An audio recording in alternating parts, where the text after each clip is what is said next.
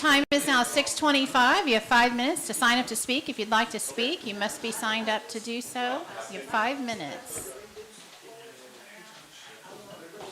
And Daryl was supposed to come back. He dropped Miss Robin off, and then...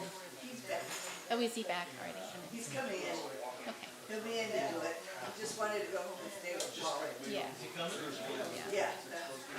And they have guests coming or something. No, they all left. Oh, they did? Okay. They left about 5:30. And he drove me over. And then he's coming and he's greeting my phone because I dropped my phone sitting on the back of the couch. Get a little work done. Tom's wife is nice. I know, we've been talking to him, he's been staying downtown, I don't know if he's been driving.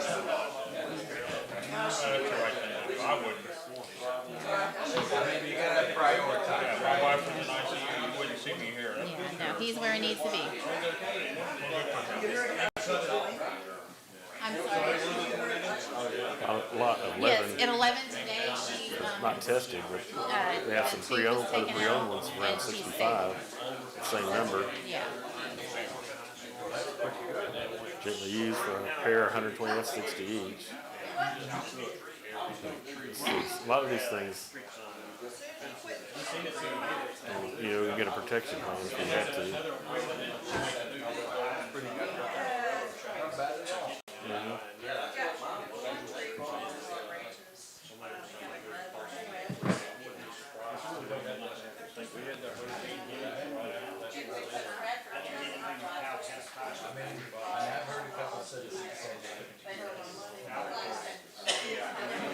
Couldn't hear on the...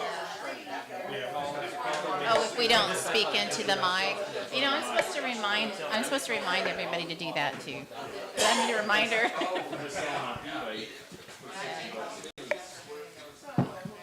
Terry, Mike, welcome. tired? Survived the storm okay? Yeah, I suppose. We didn't have much damage at all, a few limbs down.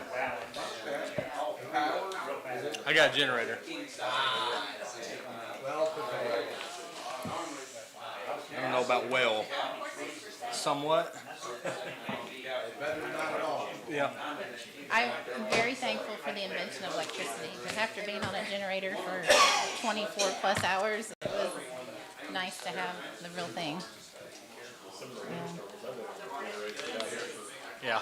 Days.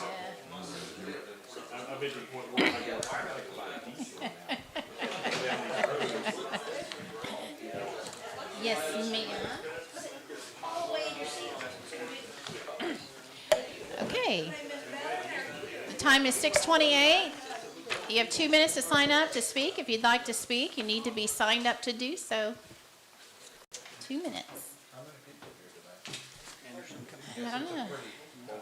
1, 2, 3, 4, 5, 6, 7 empty chairs. At least. 3 over there. Just saying, that's where I'd be. I wouldn't. Oh, gosh, yeah. 100%, man. But she'd feel a little better, they got breathing tube out. She's confident. They had her kind of lightly sedated. Breathing tube for basically, we got a bunch of lesions down her throat. Oh, yeah? How many? It's like You everything don't think after you're okay? No, ma'am, no, ma'am. We were just wondering how many people were here.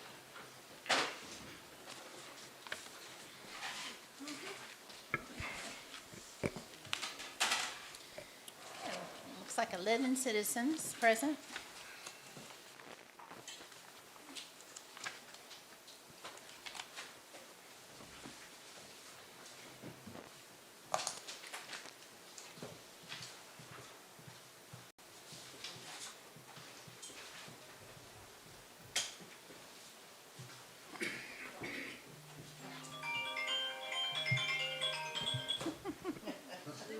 There we go. Welcome to our Poetry Town Council meeting of our beautiful town of Poetry, Texas on this Thursday, May 30th, 2024. We welcome you and want you to feel heard, valued, informed, and connected to your town and this council. We welcome diversity of opinion and want minority views as well as majority views to be heard. We also appreciate mutual respect despite opposing view.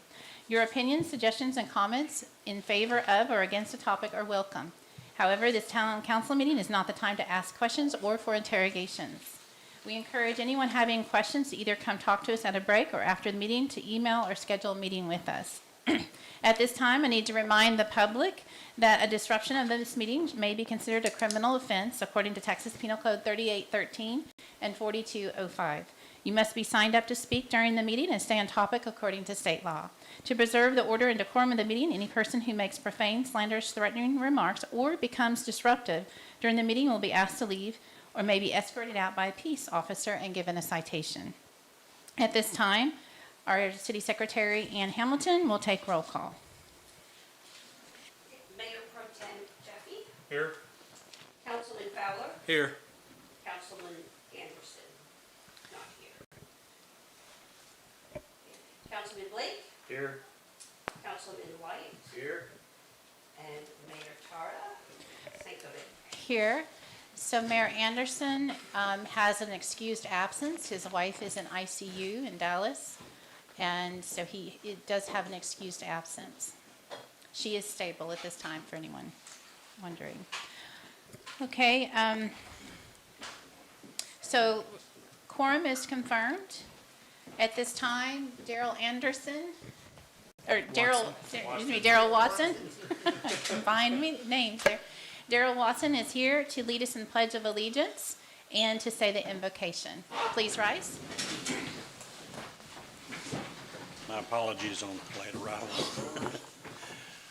I pledge allegiance to the flag of the United States of America and to the republic for which it stands, one nation, under God, indivisible, with liberty and justice for all.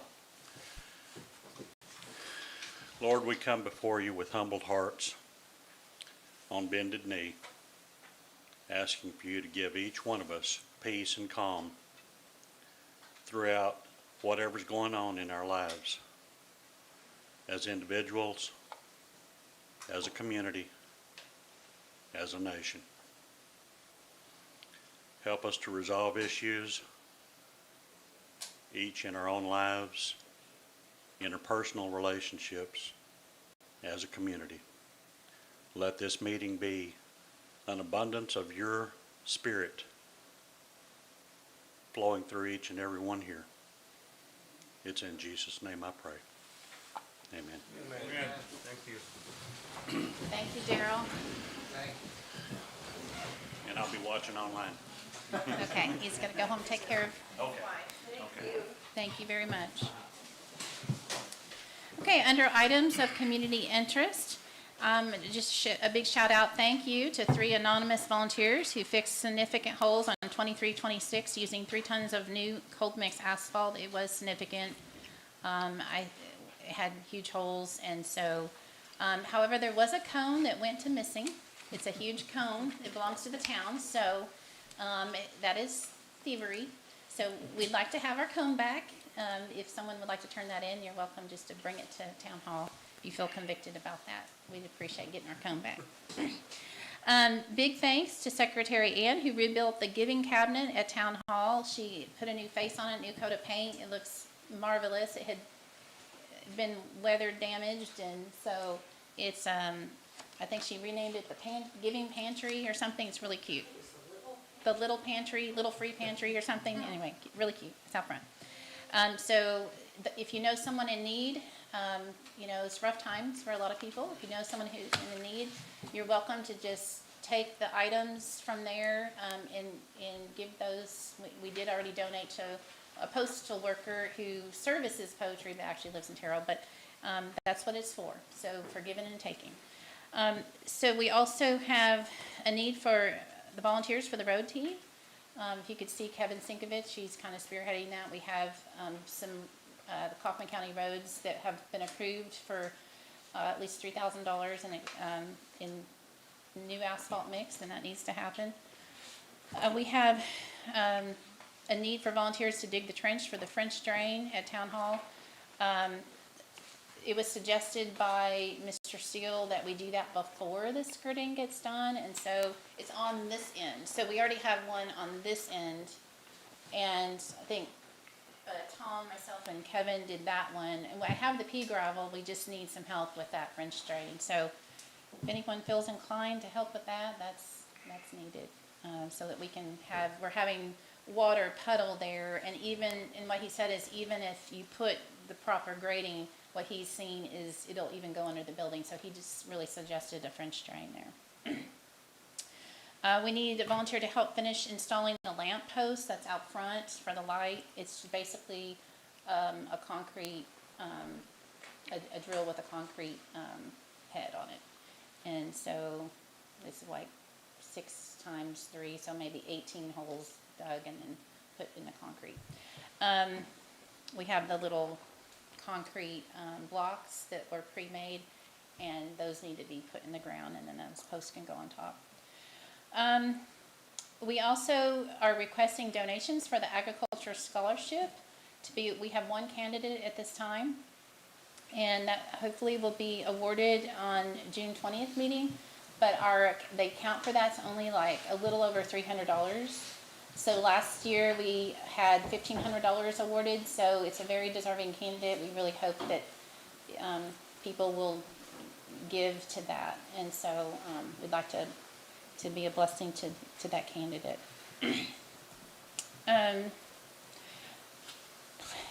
Because of the recent severe storms that occurred early Tuesday morning, next Saturday I've asked, he couldn't do it this weekend, asked Blackjack to provide a dumpster free of charge for anyone who needs to dispose of limbs for whatever reason that they can't burn. They're welcome to bring them here. Now he did say you need to make sure that they don't hold up, because with limbs they have branches everywhere. Just make sure that it's squished down well so that there can be more volume. But he'll have that not this weekend, but the next weekend. And then also I talked with Steve Huey of Kaufman County. He says they have on their website, kaufmancounty.net. If you go on their website, kaufmancounty.net, under emergency management, for anyone who has had building damage in Kaufman County, you can file a report there, and they will see if they can assist with any of that, if you have any kind of structure or building damage.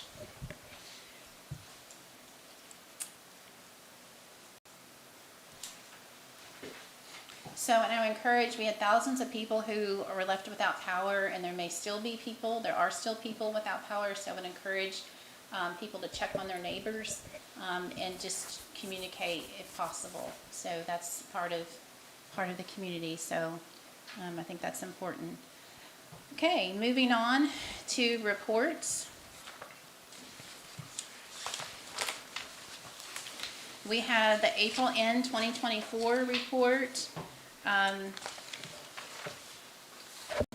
So the beginning bank balance of $103,174.83. We had deposits in $21,089.92 with withdrawals and debits of $1,536.53. Checks paid of $4,284.33. So our ending balance is $118,443.89. That's $118,443.89. The outstanding FEC checks is the amount of $377.98, and we've had a few of those. We still have one more year to go. We'll keep sending notices out until and following our auditor's recommendation. And in the legal way to do that is we have one more year. What is the 5 quarterly PR taxes that were paid to the U.S. Treasury? That's just a quarterly the payroll taxes.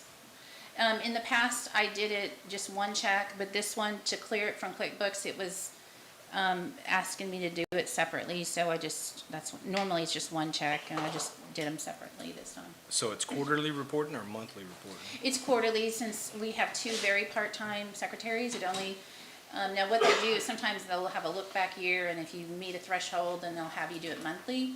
But in our case, it's only quarterly at this time. Okay.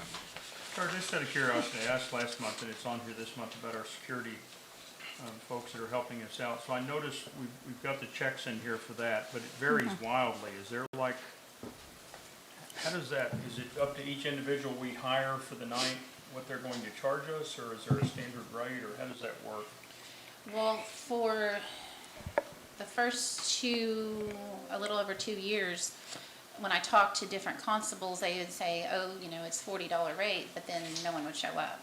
So then after talking, and I do know that in the business world, rates have gone up. So they would put it on a board, and then any officer who has the ability to work that shift, and then, again, that's another thing at play there too. They can't work over 52 hours a week or something.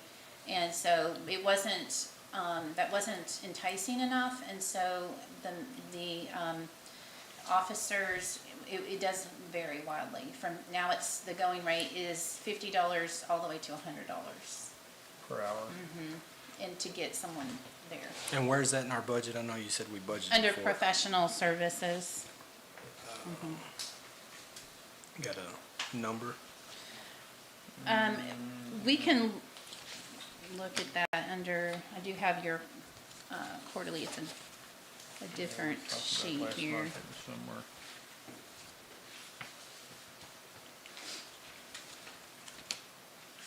You got your report here.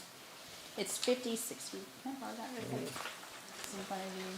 Or no, that's not it. That one. Yeah. I just provided you this report for us, another agenda item, but under 5600, mapping, engineering, and professional fees. So that's including the mapping. Okay. It's all professional fees in there. Yep. And according to That's gonna the PhD in accounting, he said that's perfectly fine. So, Yeah, I don't, yeah. it's just gonna add up quicker than our maps, I think. Well, I've calculated it, and when I calculated, I did calculate $50 an hour for every meeting when I calculated that budget item. Was kind of being hopeful. So.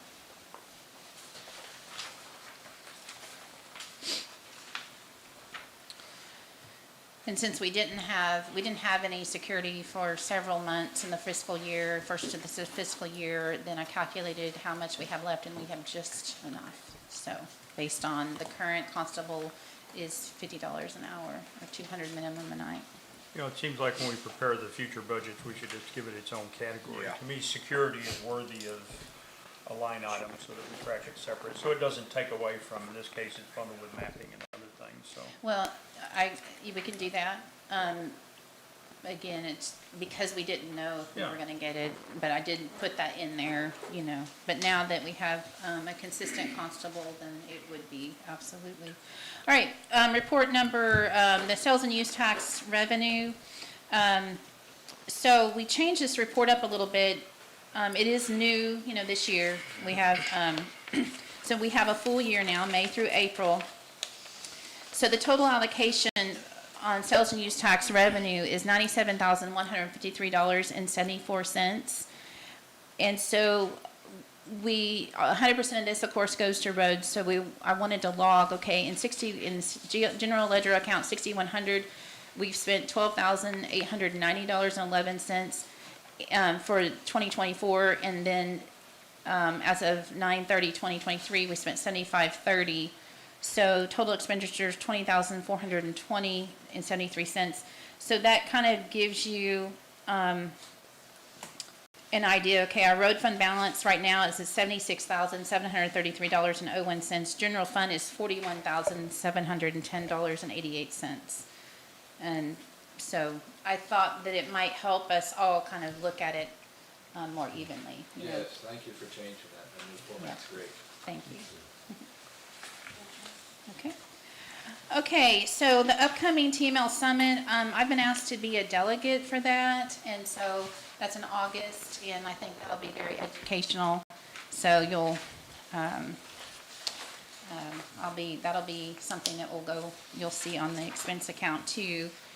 It is in Austin, so I have to do an overnight, 2 nights there. All right, Secretary's report, read by Ann Hamilton. Okay, from Teresa. She writes, watch the monthly newsletter for Cape Council Public Meet and Greet. Poetry scholarship applications due by, she has May 1st. Am I reading? No, I'm reading the correct It one. was May 1st, Okay, yes. she just has taken it out. Okay, so we'll skip all of that. She says the scholarship winners will be presented each June and will be decided by the mayor and 2 council members. She writes, I spent the majority of workday performing accounting activities for the town. Town continues to receive petitions for release from ETJ.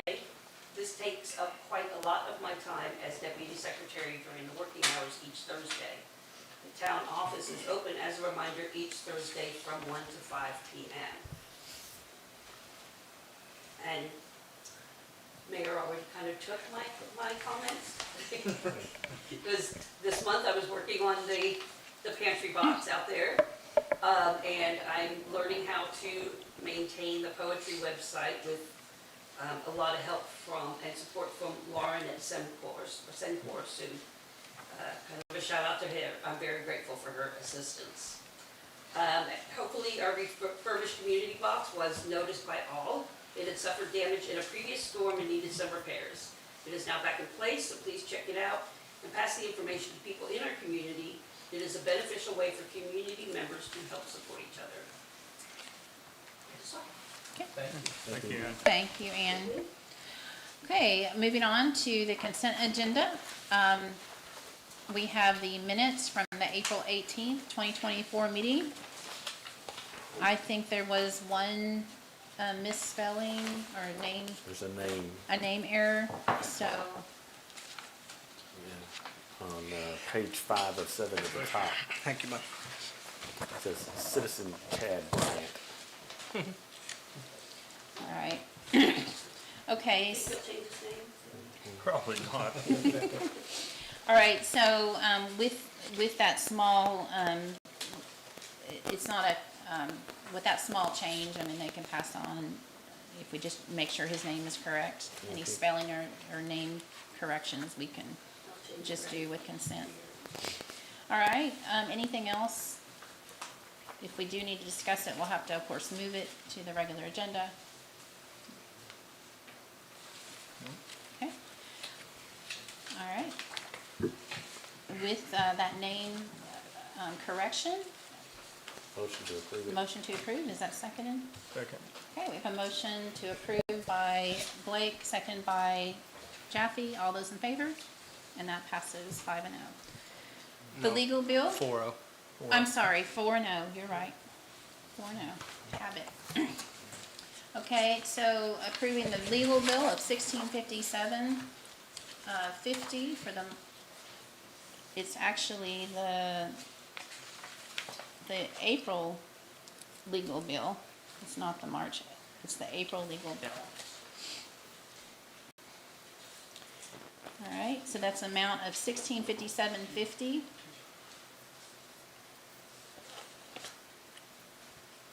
Motion to approve? Is there a second? There's a motion by White, seconded by Blake. All those in favor? And that passes 4-0. Okay, approve or deny ETJ petition release. We have Thomas Aiken of Bankston, Bernie, David, Dennis, Kennedy, Potts, Reed, and West. Motion to approve. Okay, Second? we have a motion by Blake and second by White. All those in favor? And that passes 4-0. Okay.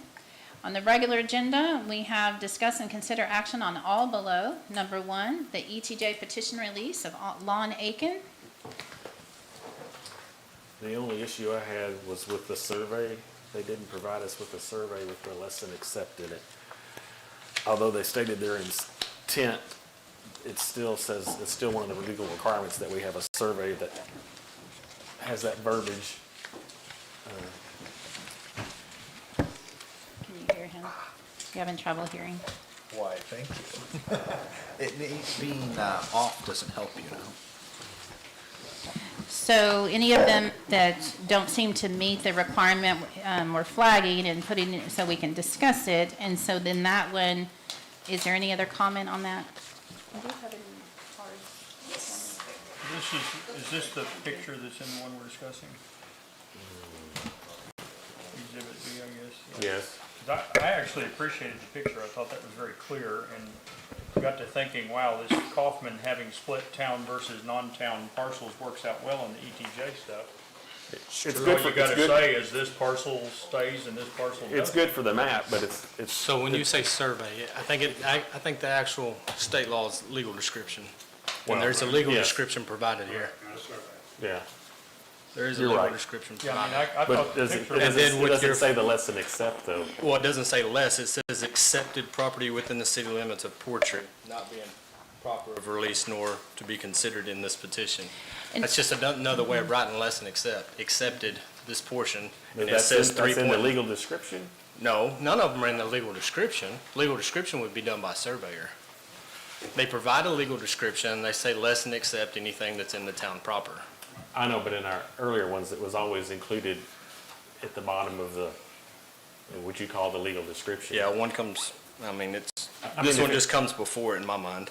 Is it fine? If it's fine, that's, I see a legal description, I see a map, and I see a less than accept, this wording's different, of 3.91 acres, and that's backed up by the Kaufman County tax roll that says, Well, yeah, and it They're comes mad. back to if we believe our map and we believe Kaufman loaded it into their CAD correctly, and I think they did, yeah. then, and they reissued parcel numbers based on this is in the city, this isn't. I mean, to me, this is like clear as day. Nobody had to draw a pencil line, it just said, this Kaufman parcel stays, this Kaufman parcel goes. I'm kind of with Mike on this one. Where it's two separate parcel ID numbers now, so it's very clear to me, but. The motion to accept? Well, we haven't, Oh, We do Tom? have some citizens. Dale Bryant? Dale Bryant, you're correct. You can't use the word survey, because the act doesn't require survey, it requires a map or a legal. And contrary to Terry, anyone can produce a legal description. You can produce one, I can produce one. It doesn't have to be an engineer or surveyor, okay?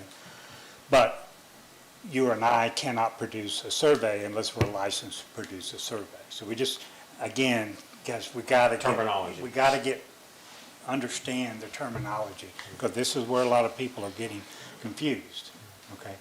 And to kind of refer to Terry's question, early on, when we're presenting these, we overcompensated, if you will. We gave you a lot more information than what the act really requires. And that's why we were actually calculating some less than accepts and things like that, because, and which is very difficult to do, because the city doesn't have a survey. So, we're kind of, okay, this is kind of what it's close.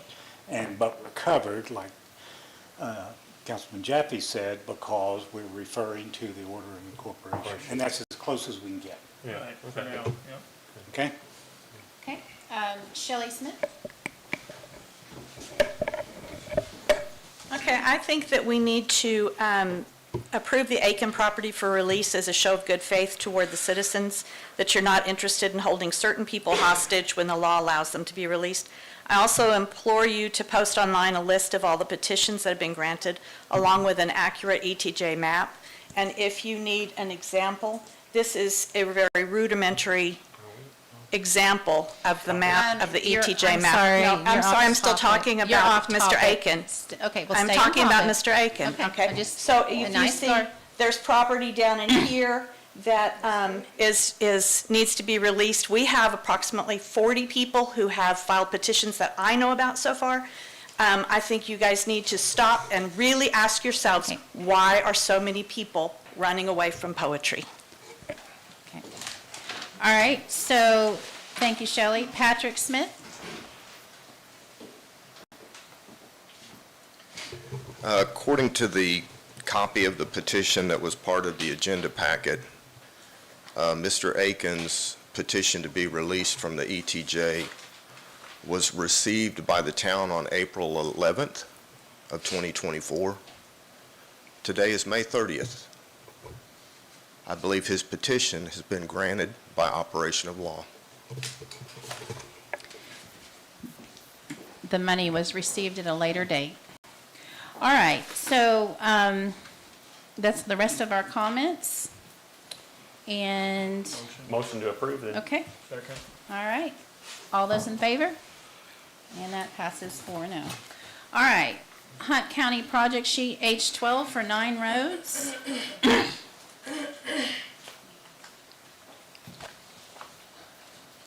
So Commissioner Monroe called, I think Tuesday afternoon, and said for these roads, 2326, 2400, 2426, 2432, 2434, 2440, 2446, 2466, and 2450, for all those roads, it would be $4,000, is what he said. And what day did he call? Is that after the volunteer 3 tons of asphalt or before? That was after, yeah, Okay. that was after. Yep. And any approximate dates on this one? For him to complete, he said it just depends on the weather. Okay, He will do the best he can, but the weather just pummels them. I agree. Public input? Dale Bryant? Okay, That it? that's it. Motion to approve. Second. Okay, we have a motion by Blake, seconded by White. All those in favor? And that passes 4-0. Okay, number 3, the Hunt County license and support fee for voting equipment of $721, and where to pull funding from. Okay, so this came out of nowhere. It was a big surprise to me. I didn't know that we would be charged, even though we have no election this year. We haven't contracted with an election this year. We didn't contract in the fall. We didn't contract this May. We don't have anything scheduled for November. And I went back and forth with her, Jeannie Ash, and she said, no, if you've contracted with us at all, you're part of the area and they divvy it up. They pay a big chunk of it now, and then they divvy it up. So it's just an annual fee apparently. And so that was news to me. So we did not budget for this, and that's where we need to figure out where to pull this from. And that's why I provided you, and this is as of today, the expenditures. And I will say that when we were doing the budget, the number that we pulled from a lot was the rainy day fund. So if we had something like this, it would have come out of there, honestly. So I'm thinking that we could maybe pull from there, because I don't know where else it would be appropriate to pull from. It's a professional fee, isn't it? It is it's for voting equipment, so I don't know. It's an annual license and support fee. But we don't, if we do that, we don't have the funding in our current budget for that anyway. We'll go over in that budget category. So you solve one problem to create another, So rainy day, we have $11,683.99. we haven't pulled a dime from that this year. Well, that's another one we're going forward. We should have a category for election. Well, we normally do. It's just that we voted, remember, on the budget because we didn't have any, and knowing this now, we will fund it for at least the amount of the equipment. We didn't keep the budget code, it's gone.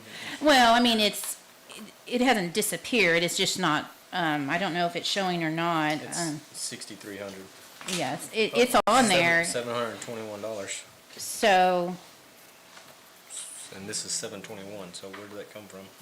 so she, Wow, what good luck. so you have it under 60, where are you looking at? 6,300. 6,300 election 6,300. expense, yeah, so that's a category. Now, it is uncanny, it has 721. Well, in it. I mean, she just did that today, Oh. just today to show you. Okay. So where did that money come from? Because the bottom numbers are going to be the same. We added to it, but Okay, so we didn't fund it this year. We've had money in that in the past. We funded it like $10,000 one year. But this year, because we didn't have an election planned, we had it at 0. So, it is an election expense, and we could move it from rainy day fund into that to fund it exactly $721. This is the only expenditure that we're aware of at this time. rainy day fund down here, have you already taken the 721 out of this number? No, No, okay. no. She just slipped it in there today just to show you Okay. where it would go. And Well, that seems most sensible. because it is something we have funded. We fund it every year, actually. We had 5 elections in town. Do we have to do a resolution for that? We would have to make an amended budget, and so we're getting ready to come up on the next fiscal budget year. So what we would do is do a budget amendment at the same time we do our new budget, probably. So we can approve it, but we're still gonna have to come back and, We'll have to do a File budget it. amendment, file it, and I know different attorneys do it differently, but I know, like Emily, she said, oh, just do it at the end of the year, then anything that's changed, you do your budget amendment, then pass your new budget, and then it's all in one. There's no late So- fees with this? There's not a late fee. They have been emailing me saying that they want their money, so. So if we just don't create this category and just pull it directly from rainy day funds. That's what I'm thinking. Then we don't have to make a budget amendment, right? well, we're still gonna. Because we're You're still using- amending your budget. But we're spending something we budgeted. Oh, I see what you're saying. Well, if you post it under rainy day, you don't post it under election, then that would be true. Yeah. Right? To me, I'd rather borrow from the rainy day or reallocate money and then take it out of election so it's coded properly. Right, yeah, So I'd like to in the future, track when we it. say, how much have we spent on Spent, elections? Yeah, We're not like, well, we put some in rainy day, we put some, no, it's all election. I don't mind the amendment. Yeah, I amending think it. it's a formality, I don't think it's Yeah. a big deal. Yeah, Okay. If it's not gonna hold up the county, then, yeah. But if we chose to host our own elections and pay for that, which we can't, then we wouldn't owe this fee. No, but election equipment's Right. extremely expensive apparently. I mean, yeah. Yeah, what could possibly go wrong? Hey, Chad. I'm sure we can find some of those machines cheap. $721 Oh, my is cheap. goodness, yeah. All of a sudden, some candidates get more votes than people in poetry. It's amazing. Okay, we All right. have public input. Number 3, Dale Bryant. Pass. Okay. Okay. Do we have a motion? motion to take money from the funds from the rainy day fund to pay this bill. Is this, we know this is all we $6,600. have for the year, right, it's 721? I haven't heard a thing from Kaufman County, and they're cheaper anyway, because lots of different reasons apparently, but, Well, don't call it a. I know, right? But, as far as I'm aware at this time, yes. So, Second to. Well, just to clarify, we're moving money from 6,600 and putting it in account 6,300 And then Yes. paying the to bill. pay the bill. Yes. Yeah. okay. Alrighty. Motion, second, vote. Okay, we have a motion by Blake, seconded by Jaffe, to pay for that voting equipment as we're required by Hunt County and pull As it, citizens. Yeah. Right? Dale Okay. passed. Dale. Oh, yeah. to pull that from the rainy day fund. All those in favor? And that passes 4-0. Okay, number 4, discuss new signs and types of signs needed in town. So we finally got through some of the discussion on different things. Thank you. And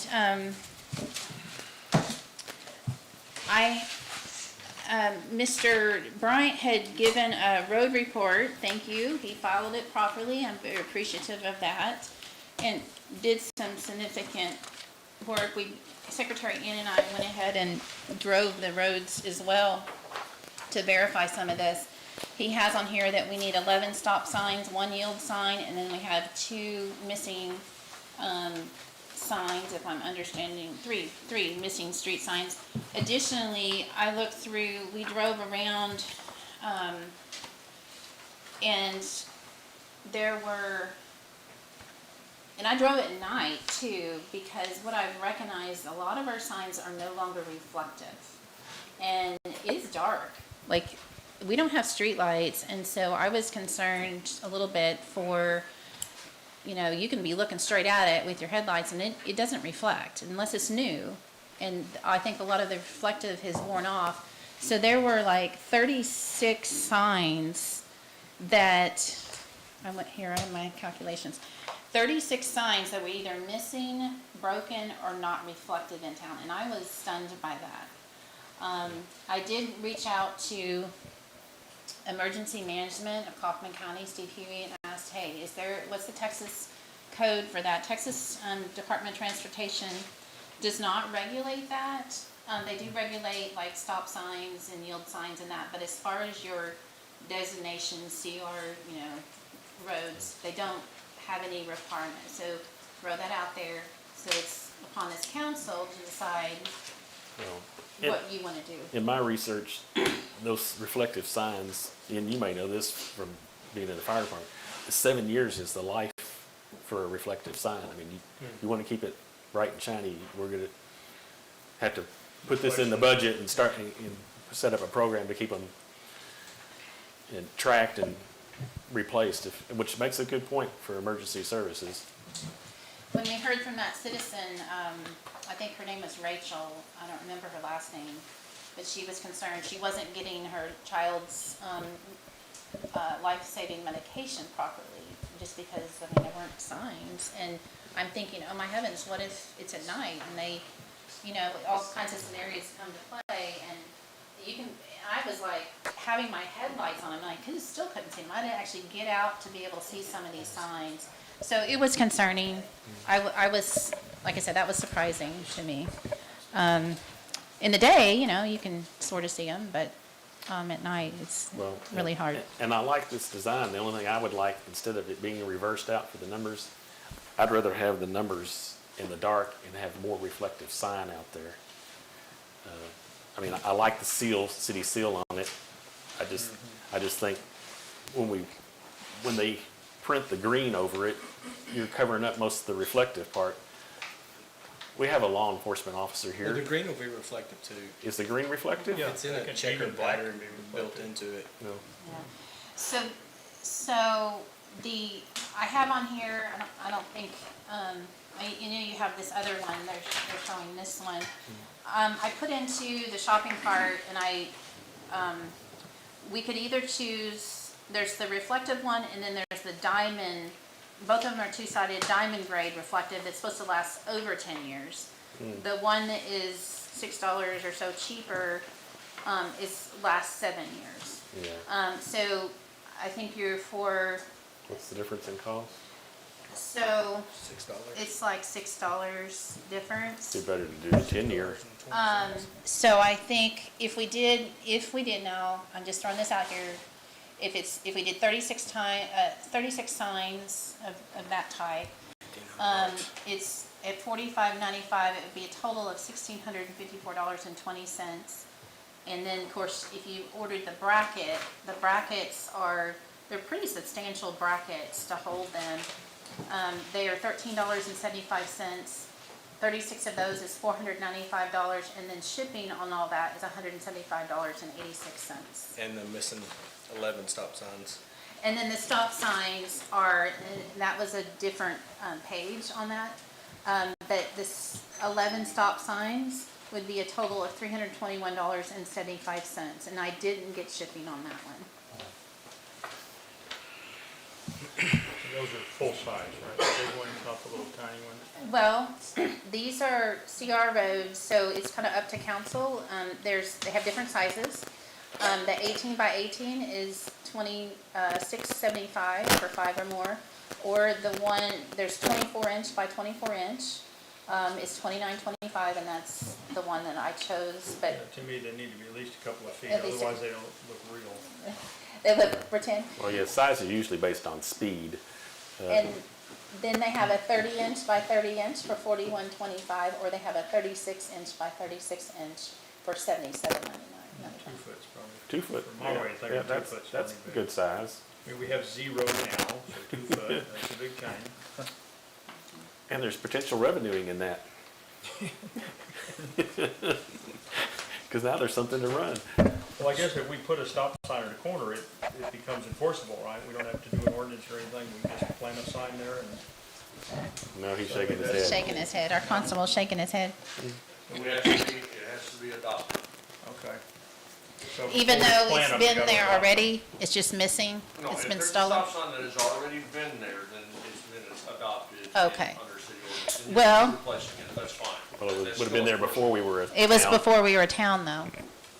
I would just go ahead and get it adopted anyway, just to be safe and sorry. Just have a big adoption. Yeah. Well, in any. Okay, I'm gonna make myself a note then. Thank you. Yeah, that would probably be the safest thing to do is Yeah. just everything When we that's in get it. them, just write their names on them, adopt them all, and One. take it. Now, ordering them's the easy part. Putting them on and installing them is the hard part, I think, so. Just remember, if you go with street signs and they're green, you have a lot of trees and poetry. It will blend in. People will not see them very well. Why majority of street signs are white, so they stand out. But that's what I'd rather it be white with green letters.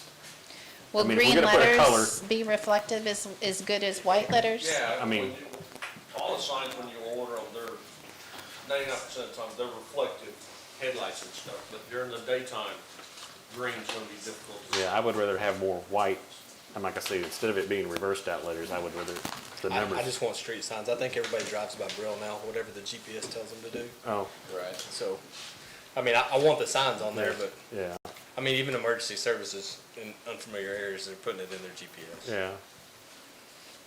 I do want the signs there for deliveries and all that.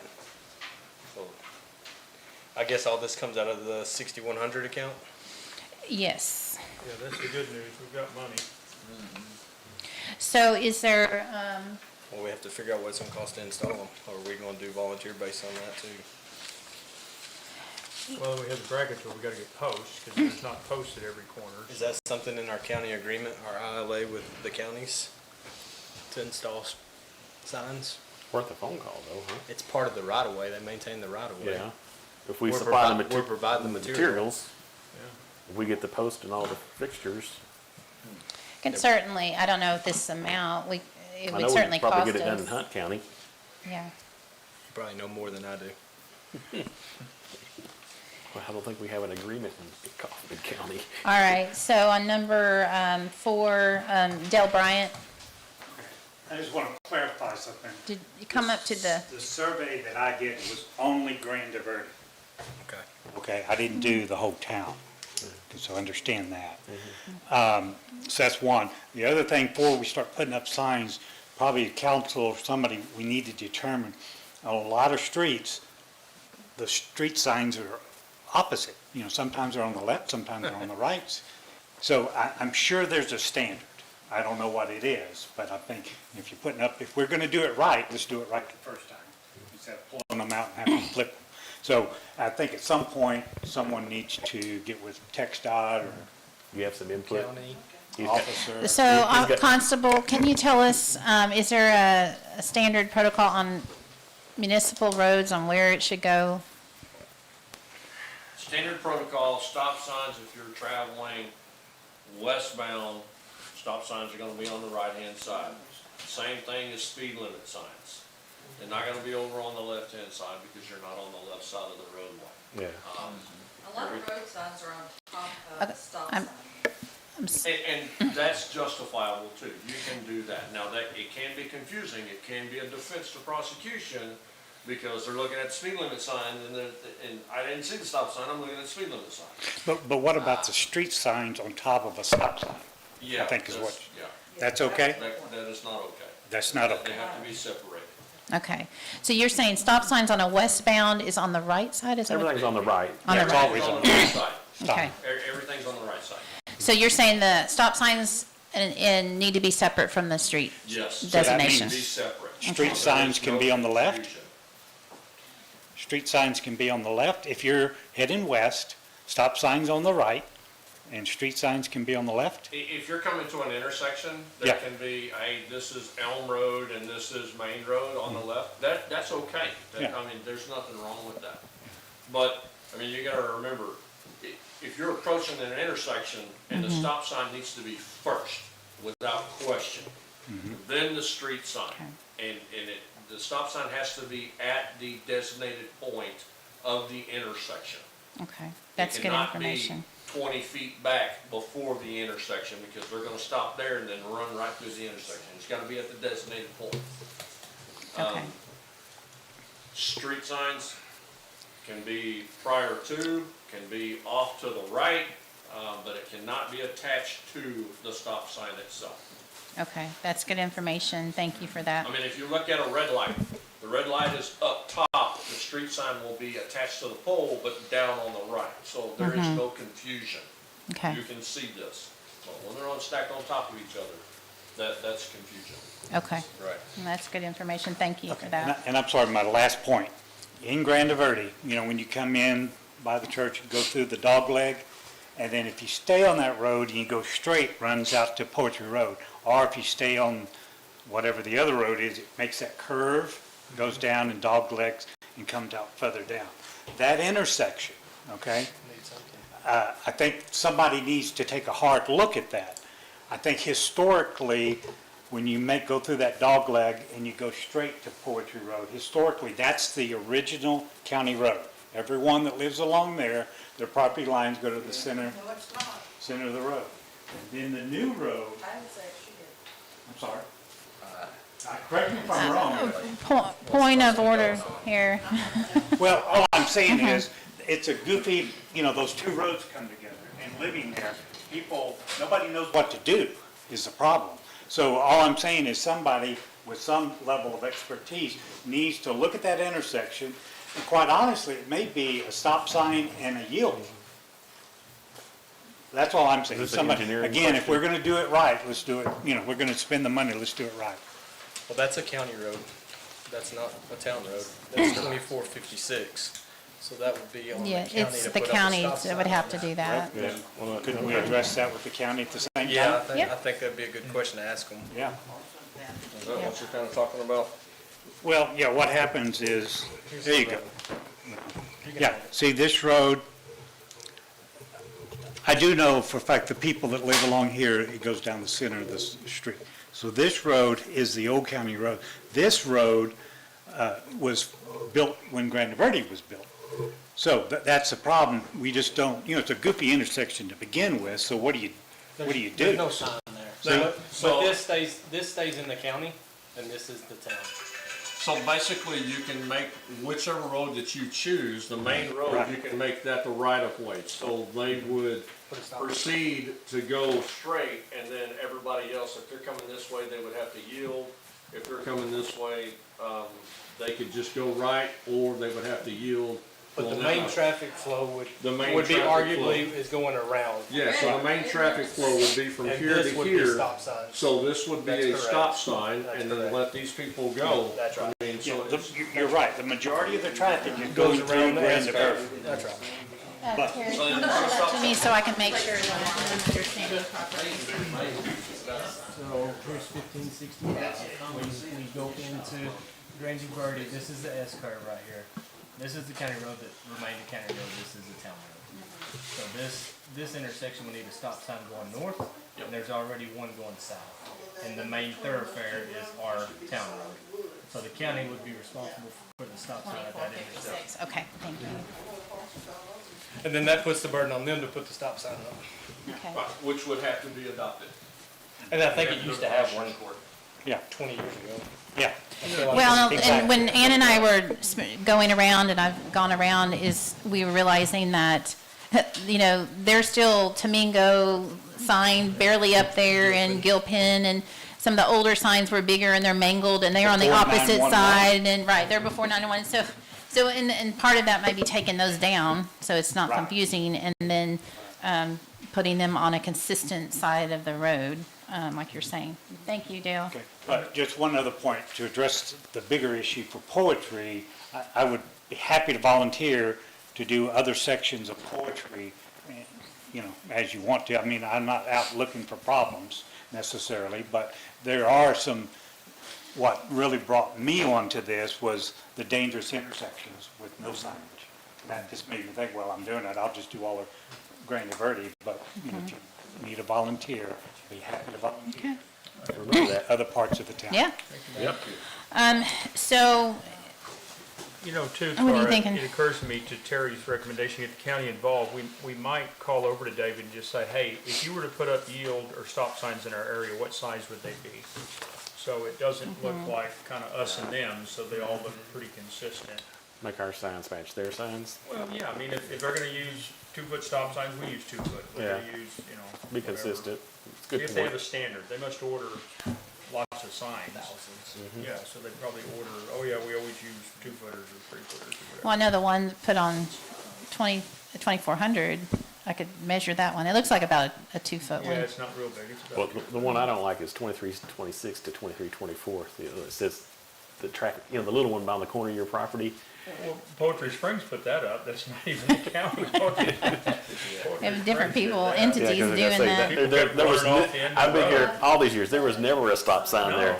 No, it was, I was smart enough to look. yeah, it's a scary intersection. My packet would have Yeah, it. they still get Where's wrecks the on last occasion. copy? Yep. There should be right there on the desk, out there. Uh, Any more thoughts? Yeah, I don't have that in my packet. I don't mind purchasing the sign. We still don't know who's gonna put them up. I think we need to get with both county commissioners and ask them. Yeah. That's something that's in the ILA. It's right-of-way maintenance. Right.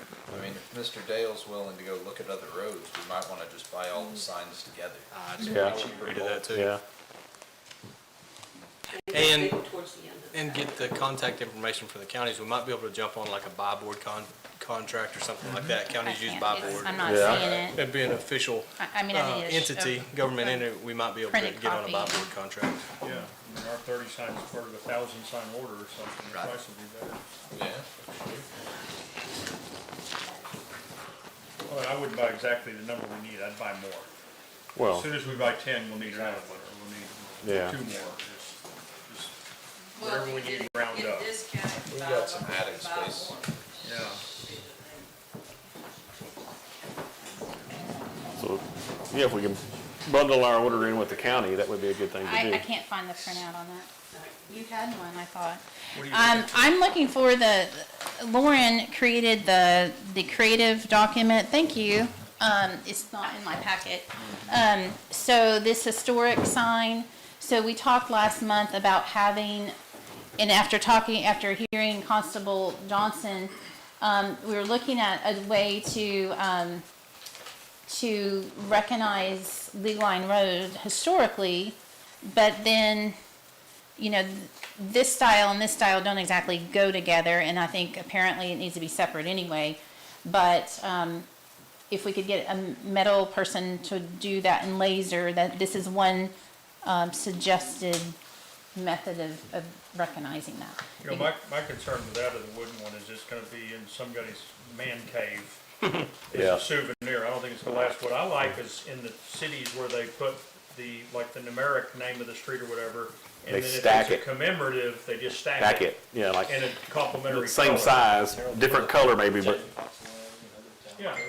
yeah. You just put the county road number or whatever it's gonna be, and then above it or below it, you put League Line Road or in a different color. That's what I was envisioning, maybe do it in brown, So you want a similar sign to that, but just saying, League Line Road. League Line Road. In a different That's correct. color. Different color. so 911 did not want it on the same post. They said it was confusing. Oh, several of them stacked Okay. together. I mean, MLK, they, All right. Martin Luther King roads, I mean, they Okay. always double stack them. Okay. Okay. And If we so, have to get a different pole, we'll get a different pole, but I'd make the signage, to me, Let's see. we get too many You have a picture looks, it gets where distracting. they do that in there, like that. no, where they, A lot of these real fancy ones are like $200 a piece. kinda like that picture. That's correct. Yeah, like that, that's what he's Okay. talking about. All right. And that's what I was envisioning, Yeah. but actually a different A color. different color then. Yeah, So are you thinking brown? then? brown, that's Yeah, what, brown is good. yeah. Okay. Okay. And you make a good point. If they're willing to steal our cones, I mean, Oh, yeah, if you do, that yeah. sign's And, looking nice. and I wouldn't care if you Thank wanted to do reverse lettering on the brown sign. So that all your, in this style, so that The white was the letter. the white was the letters for that part. And so it's definitely distinguishing that we're showing something different. So you stepped out, when we talked to the counties, can you ask them about buy board contracts and how we can get on one of those? They're gonna buy signs pennies on a dollar compared to what we can buy them for. Maybe. There's gonna be a buy board contract for Okay. signs, Yeah. definitely for stop signs, without a doubt. Yeah. And, we should grab a few yield signs, that's the way we're gonna need some. Okay. Let's just stop them all. Four-way stops. All right, so any more discussion on, does council agree, do you want to maybe see the reverse of this? Do you have any opinion on that? I like the white. Yeah, oh, you like it this way? No, I like the White sign White with with green green letters. letter. Yeah, that's the way I would White rather. with green letters? Yeah, that's. And I'm not sure how reflective, okay, so Kevin signed up for this one, you want to see, he's like, He signed up. man. I'm like, well, I don't have it on my. He signed up for it. Kevin, Poetry, Texas. Okay.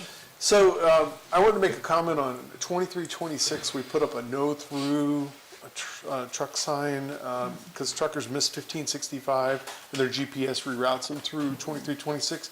Ever since we put the new no-through truck sign up, I would say it's probably knocked out like 80% of the trucks because It has they make the turn, they back up, and they go back out. Well, today there was and sometimes those trucks, there's three sharp corners there, the S curve and the corner at the, they always drive through the, I don't know his name, it's her yard, but there's been one truck that did like, took out three pieces of property, right?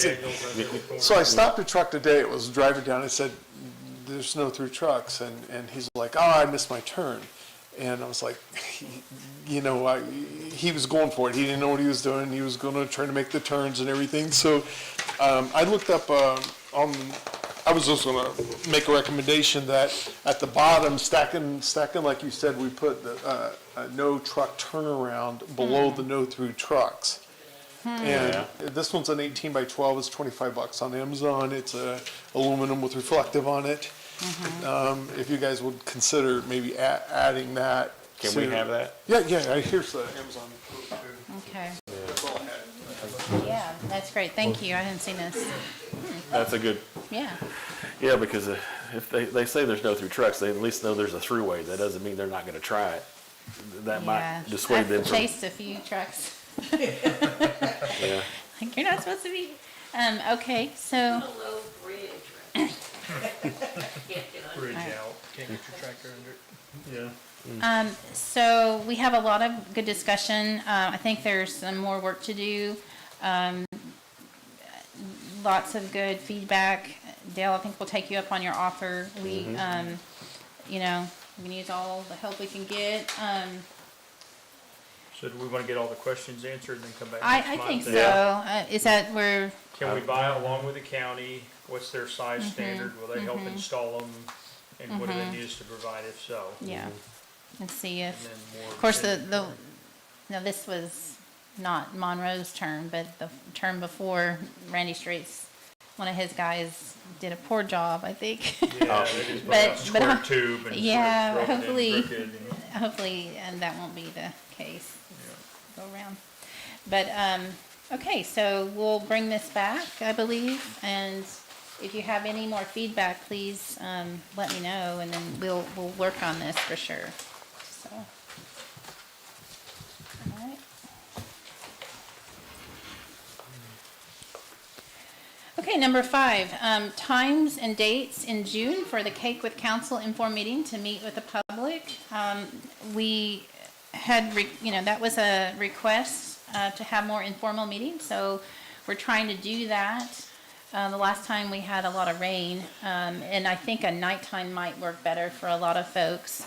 But I'm thinking maybe, once every other month or even every quarter, but I just want to throw that out there. Is there any council members who would, you have any opinion on that?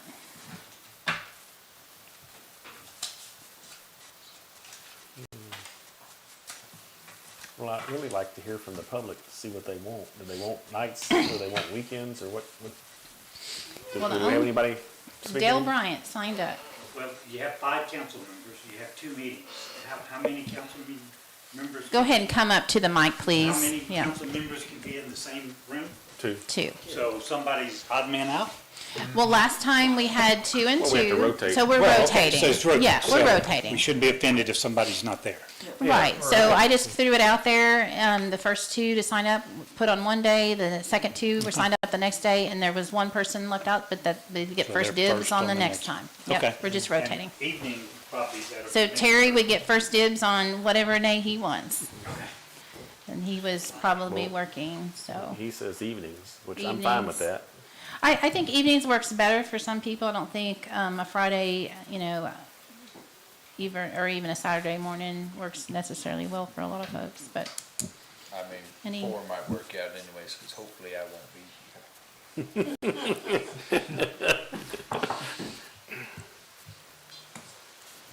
And also, last month, we were doing it the same day as we were doing the. Trash. Oh, yeah, that's kind of. well, the weather didn't cooperate very well on that, so that was kind of a, Well, if he's up and he can pick the day, I'll go with him.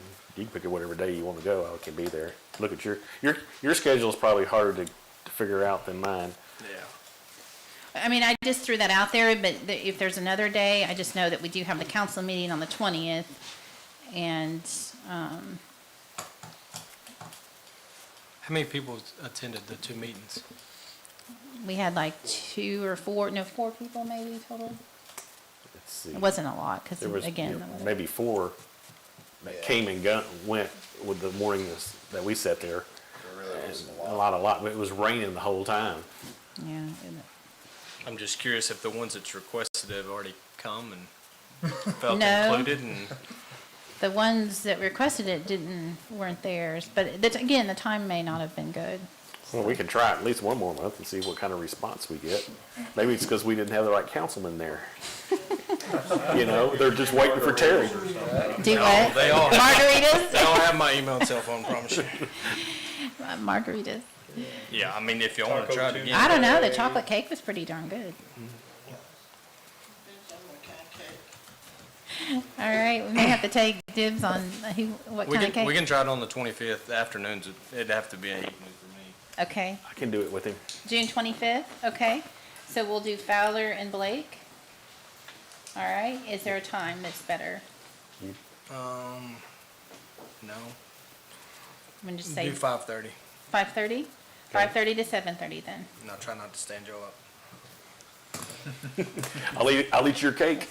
5:30 to 7:30 PM, and so we'll go ahead and just try and put that out there, a cake with council at that time, and just see. Tacos? I don't think that's in the budget. Oh, Or else it's He knows how to cafe. get people to come. Tex-Mex and, All right. okay, Mormons. all right, so, all right, any, I don't think that needs a vote, does it? I don't No. think so. All right, number 6, discuss quotes on dead tree removals and our town insurance requirements. Take action on dead tree removal policy for the town with new surveyors information specifically for the Christy Oliver and George G. Brown properties. So we did discuss this last time. I think we just decided to go ahead and try and get some quotes on that. I did get one quote from the fellow that does currently our lawn service. He also does tree removal. And he said that he would do the 2 trees on 249 and the 4 trees on, 2434 for a total of $6,000. And then he said that he would do the stump grinding for all of them for an additional $1,000. He'd just spend the whole day and grind the stumps down.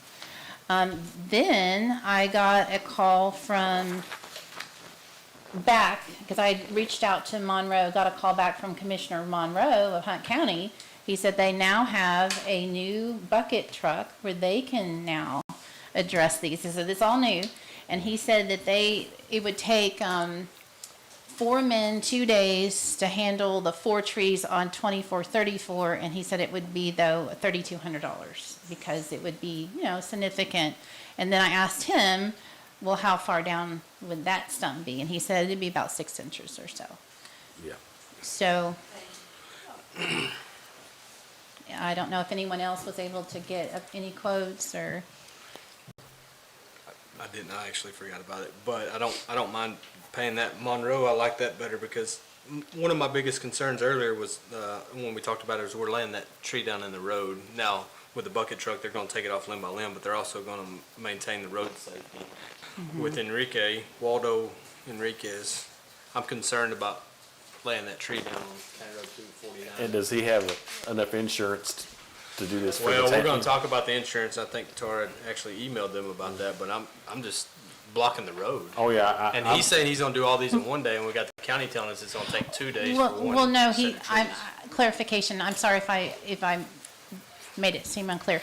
The additional $1,000 for the stump grinding would That's take just one one day. day. Okay. Yeah. So, You know, I like working with the county just because I'd like the county to get comfortable living in amongst us, working with us, right? Yeah, I So agree. I think having them out here, having that relationship, we're not just the occasional place they drive to slaughter trees with their shredder, but, well, I and think it's just kind of a goodwill thing. David Monroe's been great to work with. He did say, hey, and when we're out there, we might take care of a few other limbs too. I'm like, great. So that's definitely, if you look at the 4 trees, now I went out there to look at them with Waldo, there's the 4 trees on 2434, and then, you know, the whole road has probably 20 trees, but then down the road, there's 2 more trees that have died. I'm like, well, this could be endless. So it's a little concerning.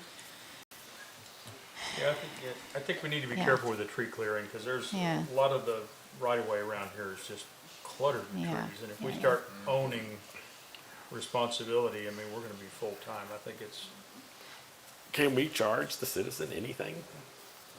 well, that's back to where's their property and who's this, and there's this implied, we own the right-of-way because we're using it.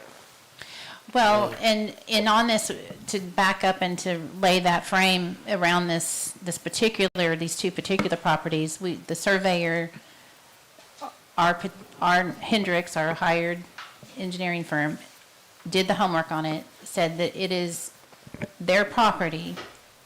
It goes to the center of the road, but it is a prescriptive right-of-way. So what our attorney has said is that we can, but we don't have to. So it's really up to council, and it may be a case-by-case thing. The trees they've been dead for a while.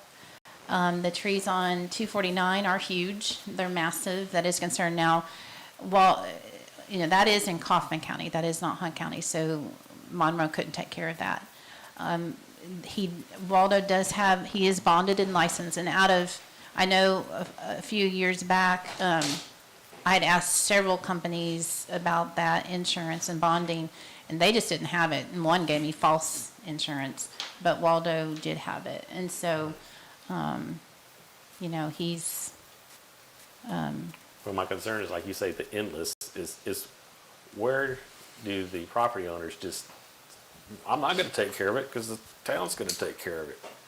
Which, it has to be, a dead tree doesn't make it a danger to somebody. You know, there becomes a point that it does, but if they have knowledge of it and it falls, you know, this is the attorney, I know he knows Texas property law, and you probably know how this works.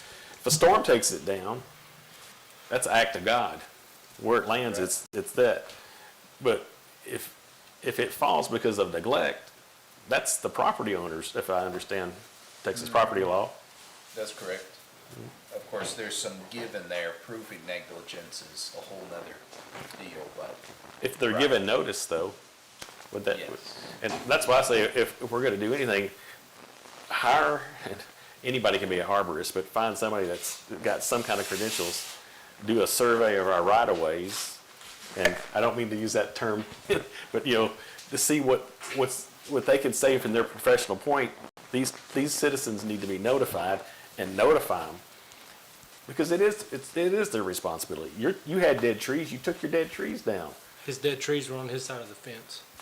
It's still, So but when we're it's, talking about a prescriptive right-of-way that she mentioned, that prescriptive right-of-way, that citizen cannot build their fence in the middle of it any longer.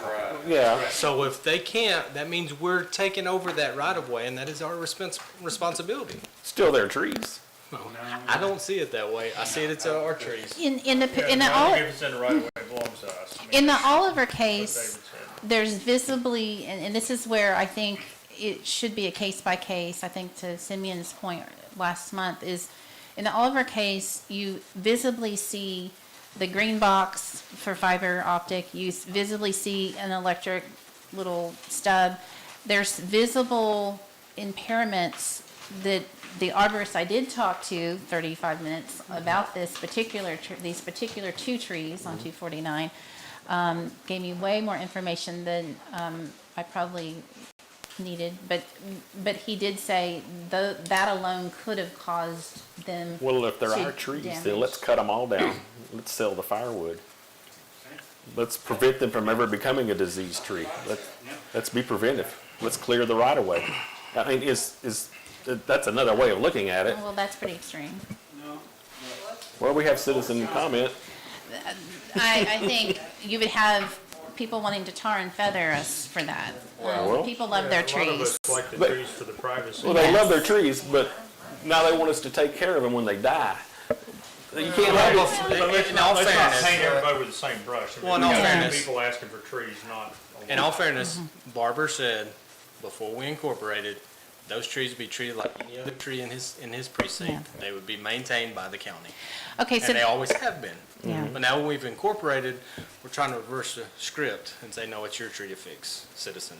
And that's kind of the issue. The prescriptive right of way to me is the. Where were these fine. trees then before we incorporated? We're not the county, though. I mean, we have We're the not. We ability get- to set up You're our exactly right. government as we would, and I guess it comes to how you envision a government should play the role. For me, I think it should be as small as a government can get away with. I like the power and the onus being on property holders. They don't have to pay as much taxes, but they have to take care of their own things. They get to hire their own contractors, they get to decide what they would do with their property. I would rather take any power and any taxes away from the government and put it in the hands of people. But And that's a good just argument, mine. but we've already taken that prescribed right of way. The government has taken that prescribed right of way and says you no longer can put your fence where you want to or graze this ditch because it is our prescribed right of way now. So we have flexed our power, therefore I think that we're. well, this is our first case in that, so I don't know that we've actually done that as a Well, municipality. but the county had it before we had it. That's right. Well, And and to- and they took care of it. But we inherited what they created. That's right. We didn't That's right. unravel it and say, okay, you can put your barbed wire fence on the edge of the asphalt. No, you can't. Yeah. You gotta So- leave it back from the road. So I think with the Hunt County, with Commissioner Monroe offering to do this for 3,200, are we in agreement maybe on that one, that we want to go Yeah, ahead and do let's that let for 'em- 30? yeah, let 'em So do I it. can do a project sheet H 13, and are you guys in agreement on that? And then perhaps with the new Commissioner Kelly Lane coming in, it might be a different day, When is that, January? January 1st. So has Barber been contacted about these trees? Yes, And he won't do it? they're not. They haven't done any work for us since September. So, Are these trees in Hunt County or? Some are in Hunt, some are in Kaufman. yeah, the ones on 249 are Kaufman County. So they won't cut the trees down for us? No.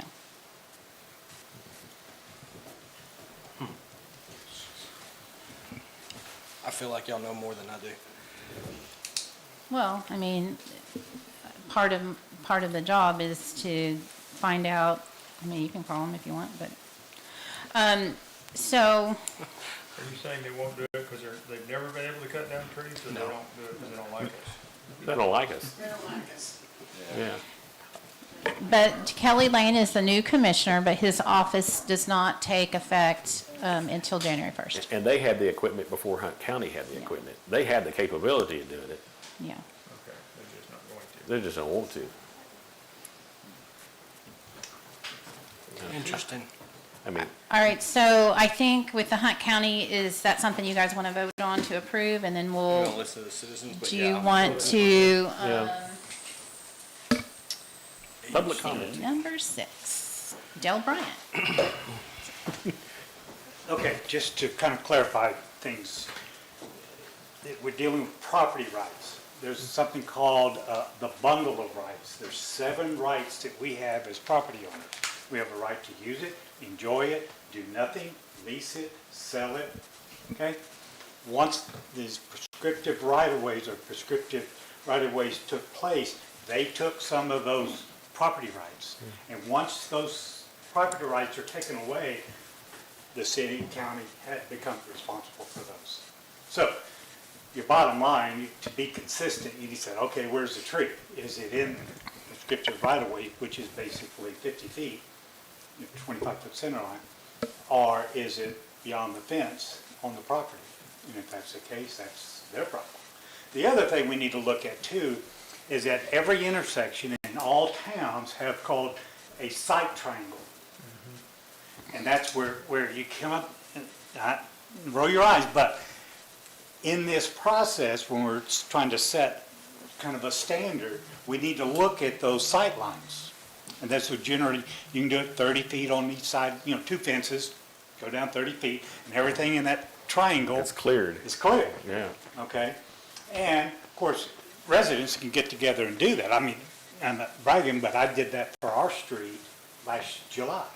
Did the same thing. Because you pull out, you had to, you know, get out there so far, if somebody, you know, come barreling down. So I had to clear the right-of-way limbs, especially when it's a cedar tree. You can't see anything past a cedar tree.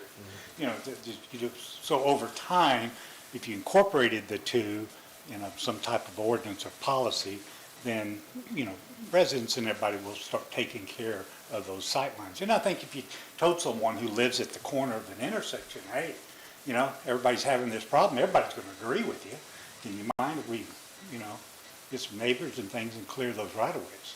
Because just like Poetry Road, with the traffic increases now, I mean, we are sitting on a time bomb just because of our right-of-ways are so trashed out.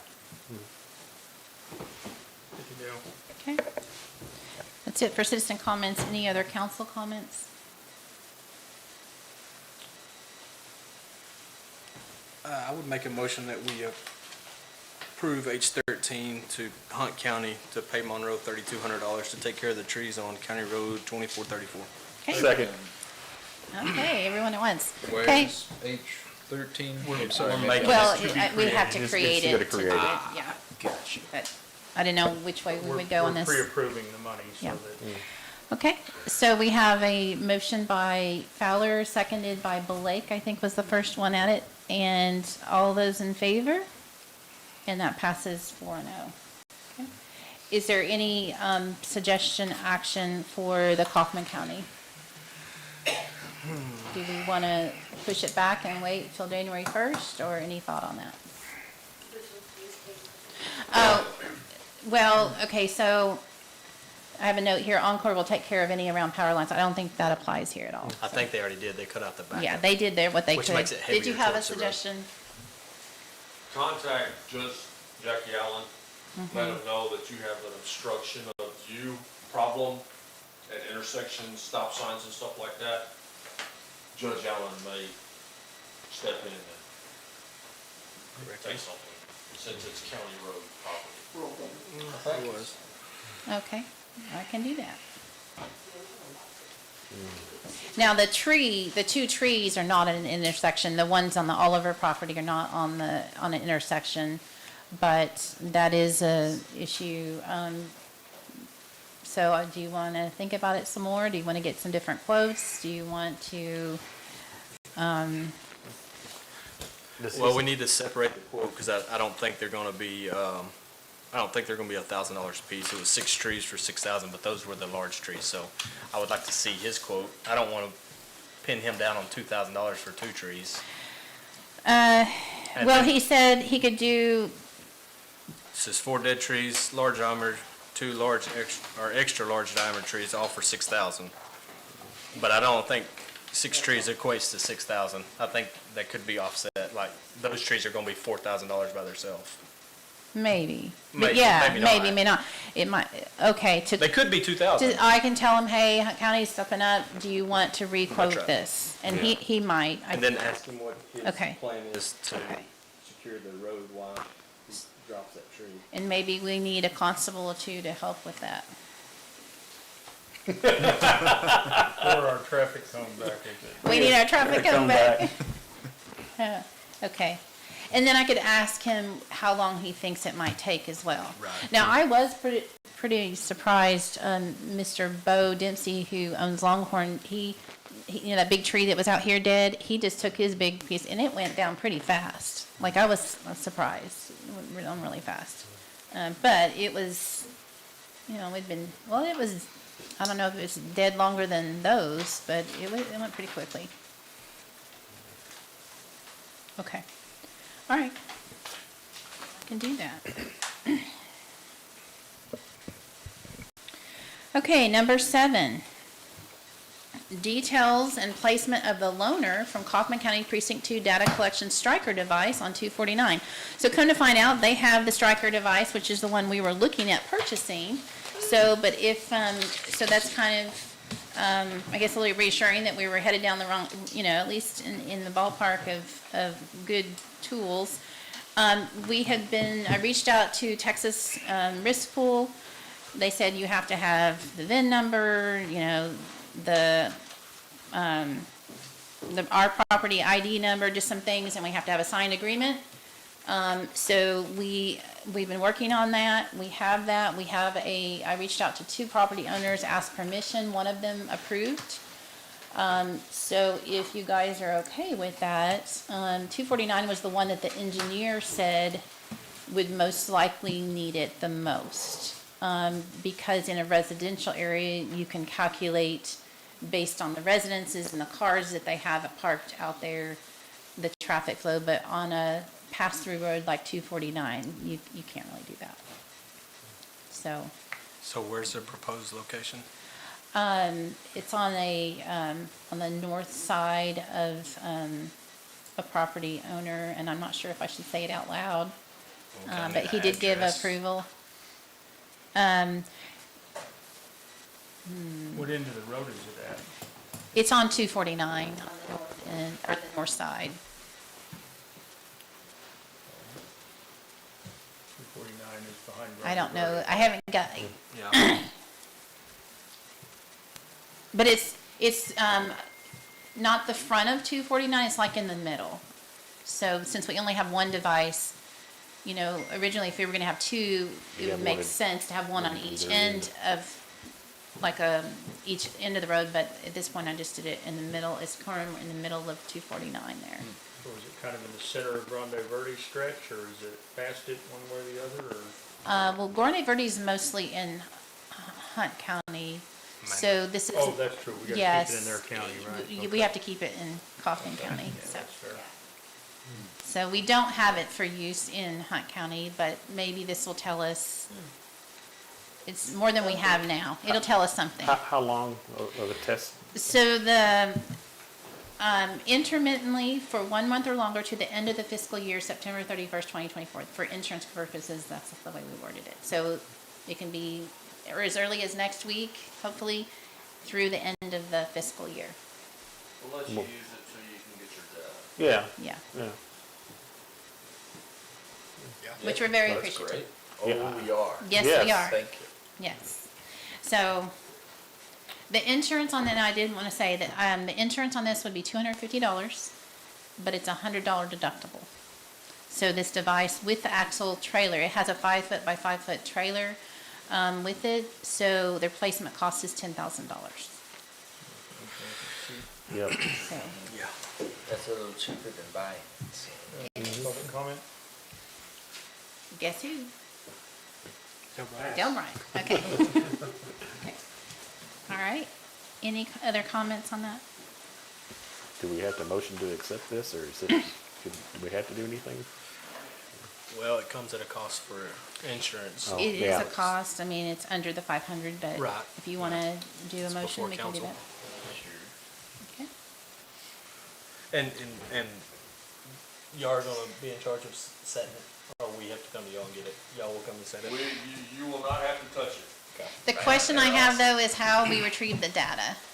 We'll download it. Send it to You will? Okay, perfect. All right, Okay. motion to accept that proposal. Okay. Yeah, We- Is there a second? I'll second. Motion to accept, or motion by Blake, seconded by White to accept the loaner from Kaufman County Precinct 2 data collection striker device in place on 249. All those in favor? And that passes 4-0. Okay. Number 8, choose options presented by our engineering firm. So, last month we discussed this at length, and for those who weren't here, I just want to reiterate. So this was trying to be succinct, but kind of a review. One thing that I should say that I didn't, I should just frame this is for the new budget year. We don't have it in the budget this year. Anything that we discuss would be for October 1st onward. And then secondly, a review, this was on his, after we decided that Councilmember Fowler and Anderson would discuss with the engineering firm. He also said that they can, he wrote and he said, originally that you don't have to do anything. He said, it is the opinion that you can interpret and it is recreatable and it meets the intent. Can you follow the intent of the original survey or prepare? He said, yes. Can you repeat the lines and boundaries on the ground using normally accepted land surveying practices? Yes. So, he said that you don't have to do anything. Now, he did additionally, I was asked a clarification question to him, because I said, on item 3, we have a budget of $3,000 to $5,000, but in talking with the attorney, he said, the annexation, we had one voluntary annexation last year, right? It was 1/3 of an acre. In the law, in the legal code, that's the only one that we have to immediately map. In the new SB 2038, which actually is being contested, and I have a call in to the attorney working on that, it is being contested. We don't know if it's going to be declared unconstitutional or not. It's a huge court case. So we don't know. And so he said in the law itself, there isn't a provision for it to be mapped. There just isn't. It was not written into the code. And so he said you could, the law states that you only have to do the voluntary annexation. You don't necessarily have to do, and I'm wondering, of course, this is new next fiscal year, and maybe by then we'll have some sort of definitive answer on all of that. But it is in the legal requirement, the voluntary annexation is the legal requirement. The other it's not written. So. Not written in state law. It's not written in. But it's potentially in our interlocal agreements with the counties that they want to know where the ETJ is, right? Well, if we follow up with this other, then they might want to know, yeah. Well, I mean, it's in these agreements that they. Yeah, it would be helpful. Because they want to know where that is, even though they have jurisdiction. A want to know and a both legal places. is two different things, but yeah. Because I they have hear a you. requirement for time for it being mapped. Which makes it a little extreme. I mean, the turnaround for that was crazy, but I guess we're getting to that next. Which was quick, but it kind of leads to what you want to do here, though. That's true. Okay, so choose options presented by the engineering firm. Item 1 was Burkhoff, Hendricks, and Carter attempt to recreate the Articles of Incorporation boundary map using the map and description and make a comparison, show discrepancies of merit. That's his terminology, not mine.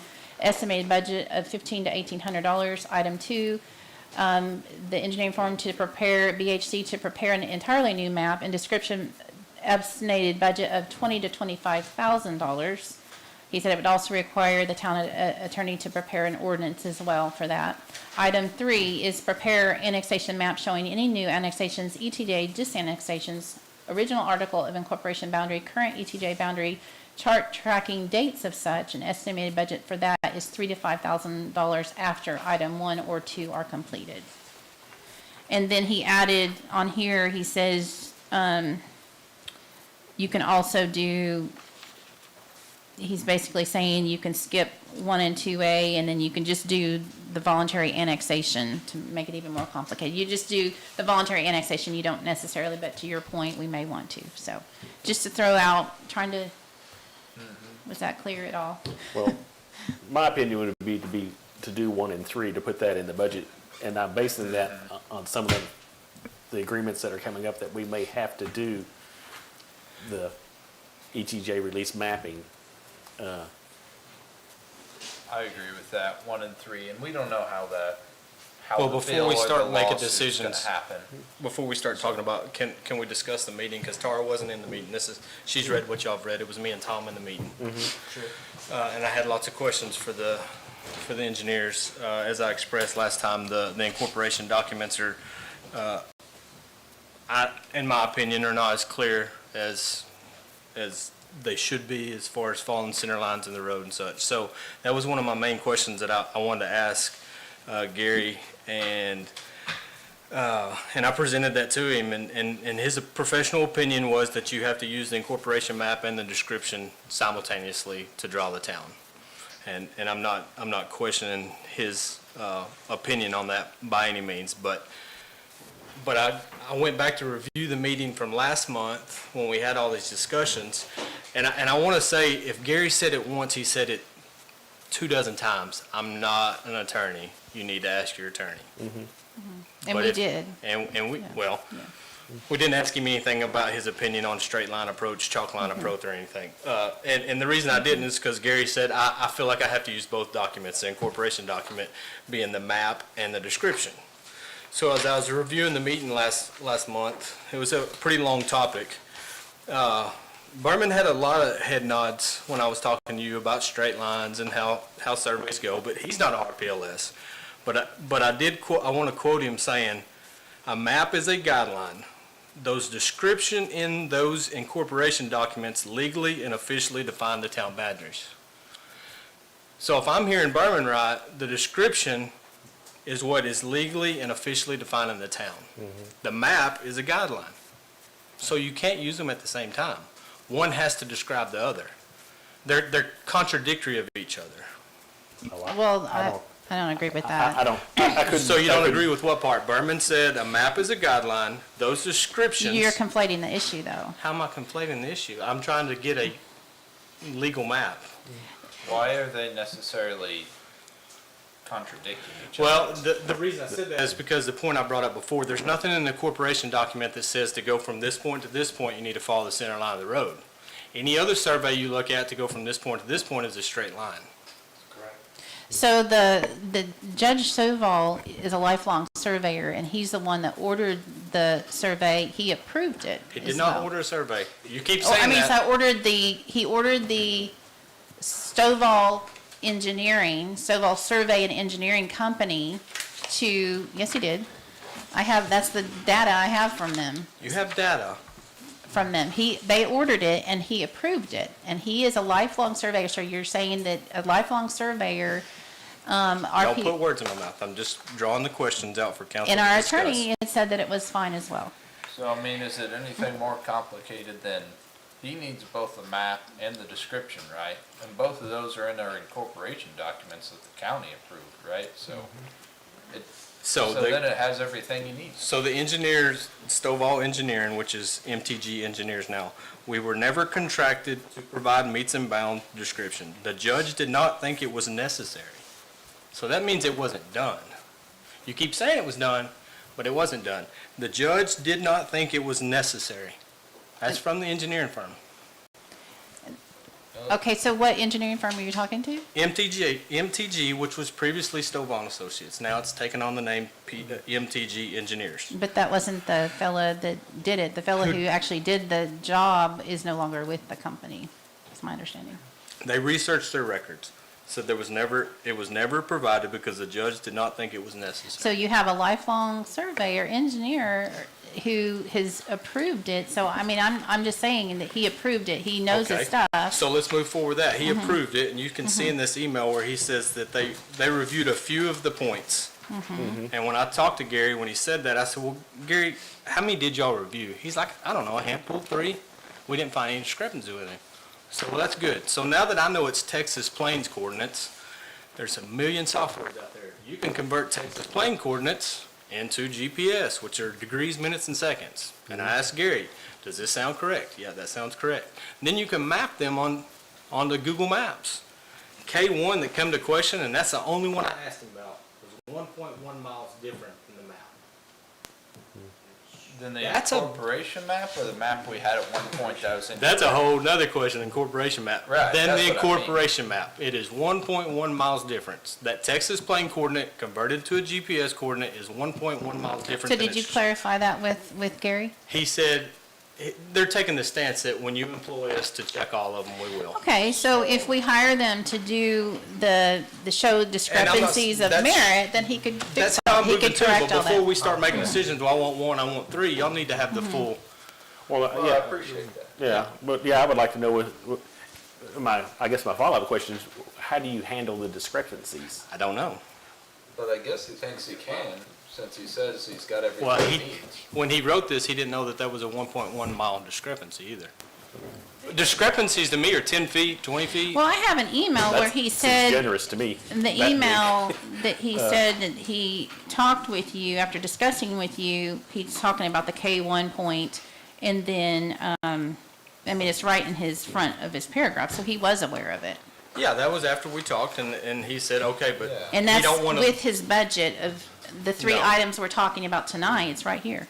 That is part of the budget, but Mm-hmm. I'm saying he's going to verify the discrepancies. I also want to note, Berman said a map is based on the cause of incorporation document. So a map has to be drawn on the incorporation description. And that's what I want to employ them to do, is to make sure it meets the incorporation description. Because you have the incorporation document still?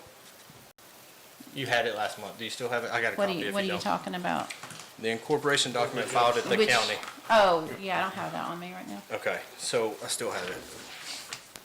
Because we're still posting this map and calling it the incorporation document, and it's, as I was reviewing all this, preparing, it's still not right, guys. The So- one that we have up on the It's website? still not right. What are you saying is not right? Here's the incorporation document that's, I want y'all to see, just so I'm not pulling any shenanigans. This is stamped by the Hunt County Court. Look at, so this shows H31, guys. H31 is Aiken Road. That's Lon Aiken. H31 doesn't exist on this map. It's right here. But y'all's map shows it. Y'all's official legal engineer's map that I keep getting told we have shows it. So where did this map come from? Who doctored this map up? Was that That's map the made map. off these coordinates? So you're saying So a you're road saying- was included that shouldn't have been? I don't know. I'm just telling you there's a map. Well, it's only 50 feet wide, so it's not gonna show up on here. Why on does it just a show on small- this one, but it doesn't show Well, on you have a this one? different angle here. I, No, it clearly doesn't have the H31 marker on it. See, there's no H31 marker, but there's an H31 marker on this one. Yeah. I'm saying there's, Well, that's I mean, it's something they're really- gonna have there's to- map integrity issues, guys. okay. And is Won't they, that? Well, it is won't on- they Yeah, is find that that? the I'm point just of saying, we this? keep, Well, and that's why keep that's advertising why we have a we're, map. well, that's why we're hiring an engineer. where did this Right? map come from? Nobody has mapping software but Dorothy. So that is Dorothy's original map, yeah. But we're saying this is the legal engineer's map that's on the No, town I've never website. said that.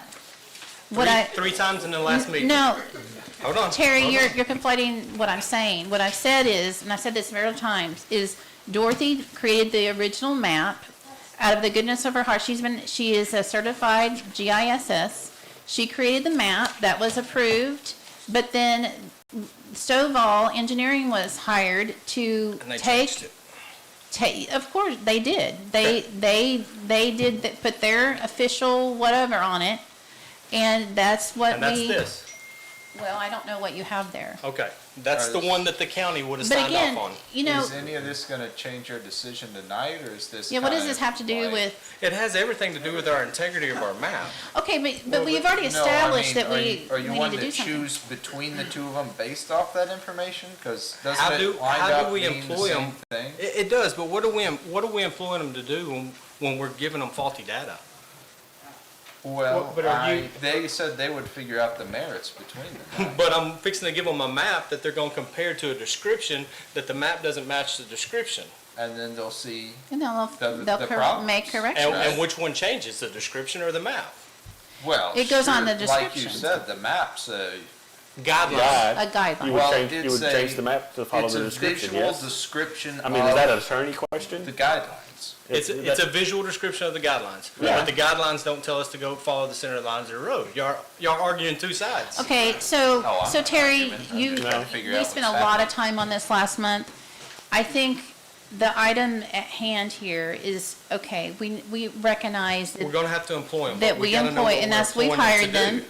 Okay, but they Aren't they say gonna that know? they can show discrepancies of merit. We're a small little town. I'm not sure that we need to go at spending a crazy amount of money. I think $25,000 is a lot of money.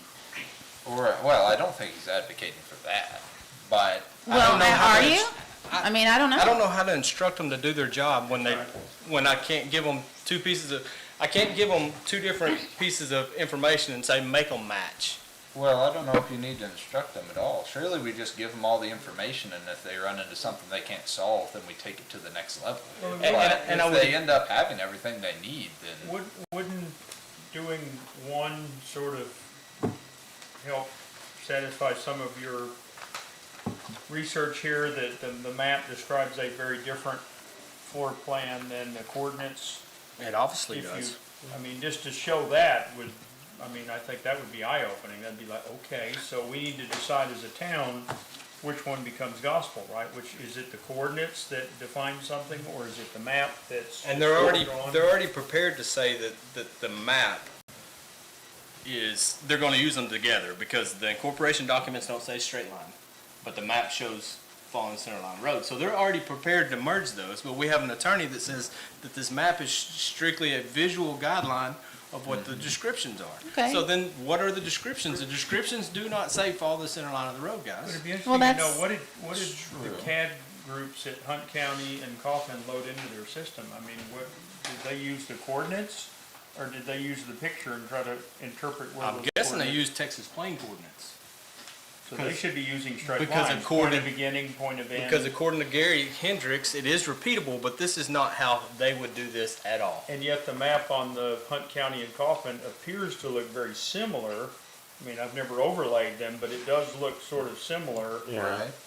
And I'm truly Yeah. honest, when Tara told me this was a legal map, which can't be a legal engineer's map because the engineer didn't do it, I assumed that was right. Well, then, that just stood out to me that this incorporation map is missing that important piece of data that's included in the rest of this description. Okay, so we It recognize sounds that like there's we 4 or should have 5. had, Go ahead, sorry. Oh, I'm just saying, it sounds like we, you know, if we were to redo this with all the knowledge we gained, we probably would have put some straight line off the road verbiage in the incorporation there.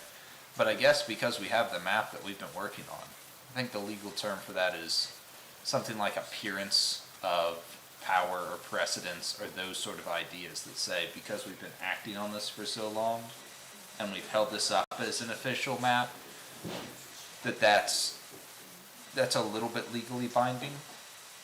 Like without exact knowledge of how these descriptions are defined, how we've been describing and how we've been defining them, and the actions we've taken based off that knowledge becomes assumably lawful, if I understand it, if you're following me. I am. So is assumably is Lon Aiken not in the town any longer? Because this map didn't have him on it for 3.5 years? It's on the coordinates, though. Which one prevails? Well, again, I the think coordinates, Coordinates and I then believe. So in coordinates and a something map where- that don't match has precedence. I would Okay, say so- coordinates are from, this is my understanding, but I'm not a lawyer, but coordinates, and then the map's a visual representation, but because it has the unique information about lines that isn't contained in written form, which it really should be, I think that it takes precedence over nothing, because it's not in written form about the straight lines. But as far as the actual distances, no, of course, it's the coordinates. Okay, we have some citizens. Kevin Sinkovich, Dale Bryant. Dale Bryant. Okay, just to clarify, you guys are going to have to get real serious about this because it is a major, major issue with the town. One, I have a letter, an email on Poetry Town letterhead from the surveyor who said that they did not survey anything, and they have no field notes, so they never did a survey. That's one. And I can provide that email if you'd like to see it. Discrepancies.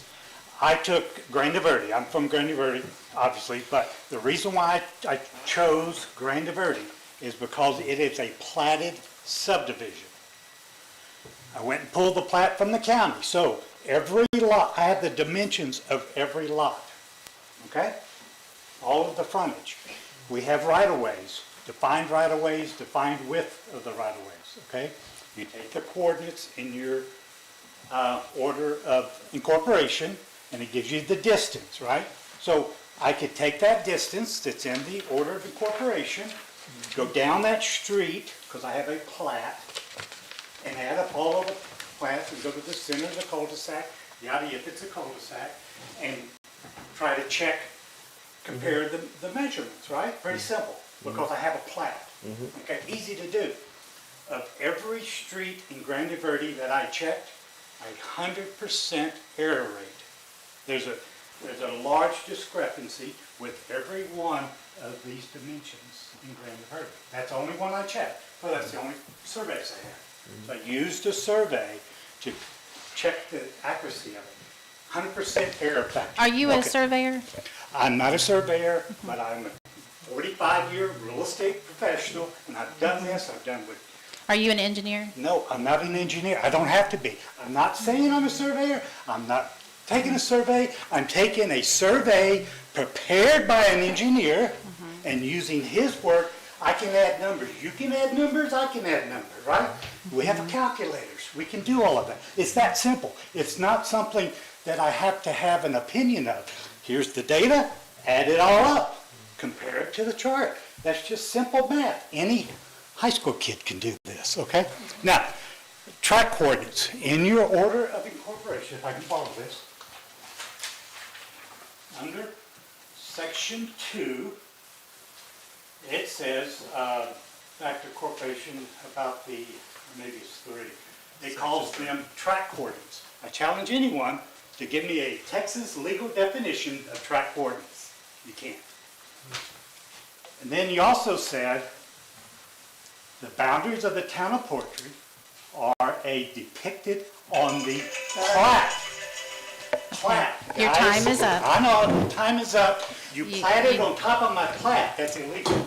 You can't plat on top of a plat. Okay. All right, thank you, Dale. Okay, so that's Patrick Smith.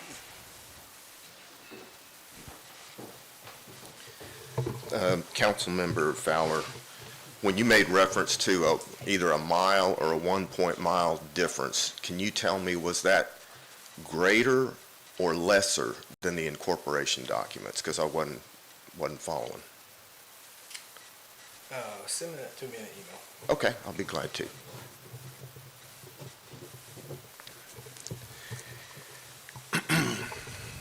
Before the council makes a decision on this very important issue, I would ask all of the members to get a copy of Chapter 41 of the Texas Local Government Code and read it very carefully, because representations have been made at this meeting tonight that are contrary to state law.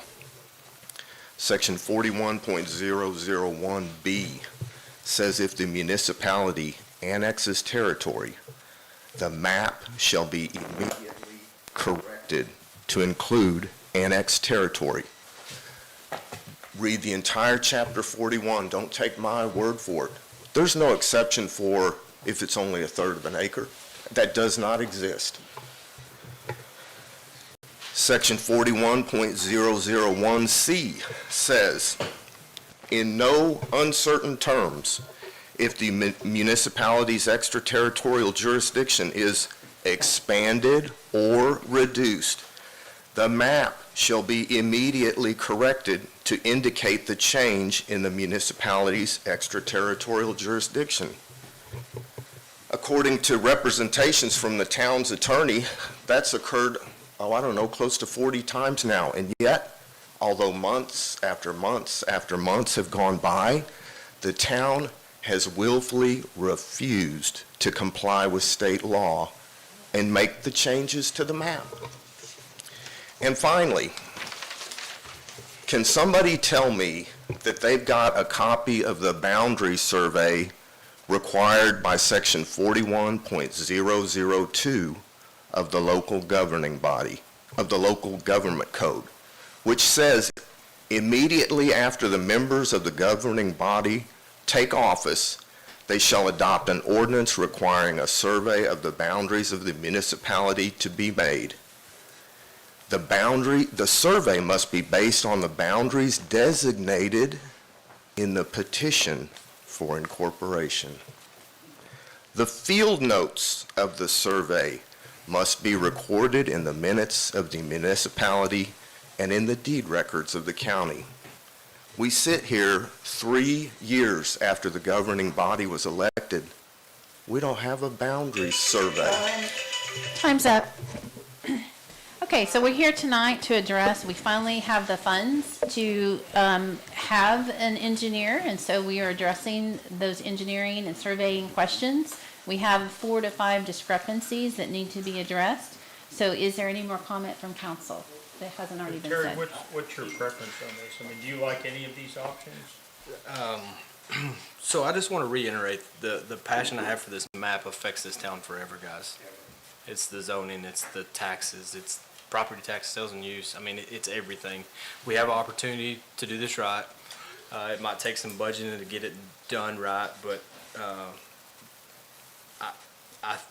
it's difficult because I want them to do a quick comparison, a $1,600 snapshot first, and tell us the discrepancies to see how bad it is. But ultimately, I'd really like to see the $20,000 to $25,000 map that is fully vetted out by this engineering firm. Like I said, that's a big buy, and we're talking about what are we talking about? 24, 25 budget year. And how do we get there? I don't know where we get it from, but if you're asking my opinion, I want to see a quick review of our POBs and POEs and find the discrepancies, but I don't think that's our ending point, if that's what you're asking me. I don't think it is, but I think item 1 is a good kind of look-see into how big the problem is or isn't. And then based on that, we can decide, because it sounds like we're gonna have to possibly make some decisions down the line as to kind of reestablishing the definition of our town's boundaries, right? We're gonna have to declare, do an ordinance or something that says, okay, from this point forward, this will be the official whatever. It's either reaffirming what was, but if it's competing, then I think we need to start and do something different. But I would personally like to see item 1 done, just to kind of get, how big is it? Bigger than a bread box? Is it little? Is it? And if they do one, would the item 2 be less if they find areas that aren't in discrepancy? Do we have to do it all at once? Can we, if something has to have a survey, started it, and we set this on a 3-year plan, we're gonna do this much and this much and this much, to finally get to where you wanna go. But let's start with the, if things are right in any of this, like on one, they don't find anything wrong, well, let's just leave that alone because there's nothing wrong there. Sure. And then where the discrepancies are, let's come back to that and say, well, we can't afford to do all of it, so can we do this much and get these taken care of, but have it in a plan so we can budget it out. And having 3 done, I think in order to meet those mapping obligations, we kind of have to do that along the way. Does Berman need to be included? Oh, I think to guide the RPLS. He's not RPLS, but he's going to be the one that interprets the law. They keep saying they're not attorneys. This whole incorporation map or documents written by an attorney. Would y'all agree? Whereas this has, he needs to interpret that and tell them. I agree. Which one he's following because they're different from each other. And we need to instruct him to follow the law. I just want his official opinion to give to them. Yes. Then it's defensible. Yes. But I think he has to weigh in and tell them, per his comment, a map is a guideline. The descriptions included in the incorporation documents legally and officially define our boundaries. Yeah. And he can weight how much that guideline can be used in their discrepancies. he may say, well, it's only good for 10%. You know, I mean, I don't know how he can do that. I don't know how he is to give them the map at the time of incorporation and the table of coordinates at the time of That's all in the incorporation, incorporation and ask them document. to Figure out what's compare wrong, yeah, Right. yeah, those. Just compare them. yeah. Well, that's why I think, I would do 1 and 3. No, you don't do 3 yet. No, just one, do one, and then let's see what we get back, and then we decide which direction we. Well, Do they have a I see time, what do you're they have a saying. time schedule on 1? Do they know how long that will take? One wasn't very long. I Oh, don't- okay, yeah, so the other one is to meet our legal obligation. Yeah. That's what I'm saying, Yeah, yeah. there has to, But you're now making changes to which map, which definition? Well- Is it the picture map? Is it So- the coordinate well, map? we can. We'll just give them the information, and then they're the experts. We let them and kind of have- show, and let them talk to Berman about, yeah. like you say, Well, to me, 3 is a compliance issue, 1 is sort of the little. But they can't do journey. 3 unless we pick 1 or 2. Yeah. yeah. Right. And on the thing about 1, if they areas that aren't in discrepancy, they can change the map. I mean, they can be working. I we- So can't we- none of- comment on We that can until I show see something. that we're trying to get this thing fixed. It don't have to be an all or nothing. Let's make some steps forward. So that begs the question, okay, so the estimated budget for that $1,500 to $1,800 is not in our current budget. Is that something that you want to wait till October 1st to I thought it do? was professional services. Well, No. but professional services wasn't budgeted for this.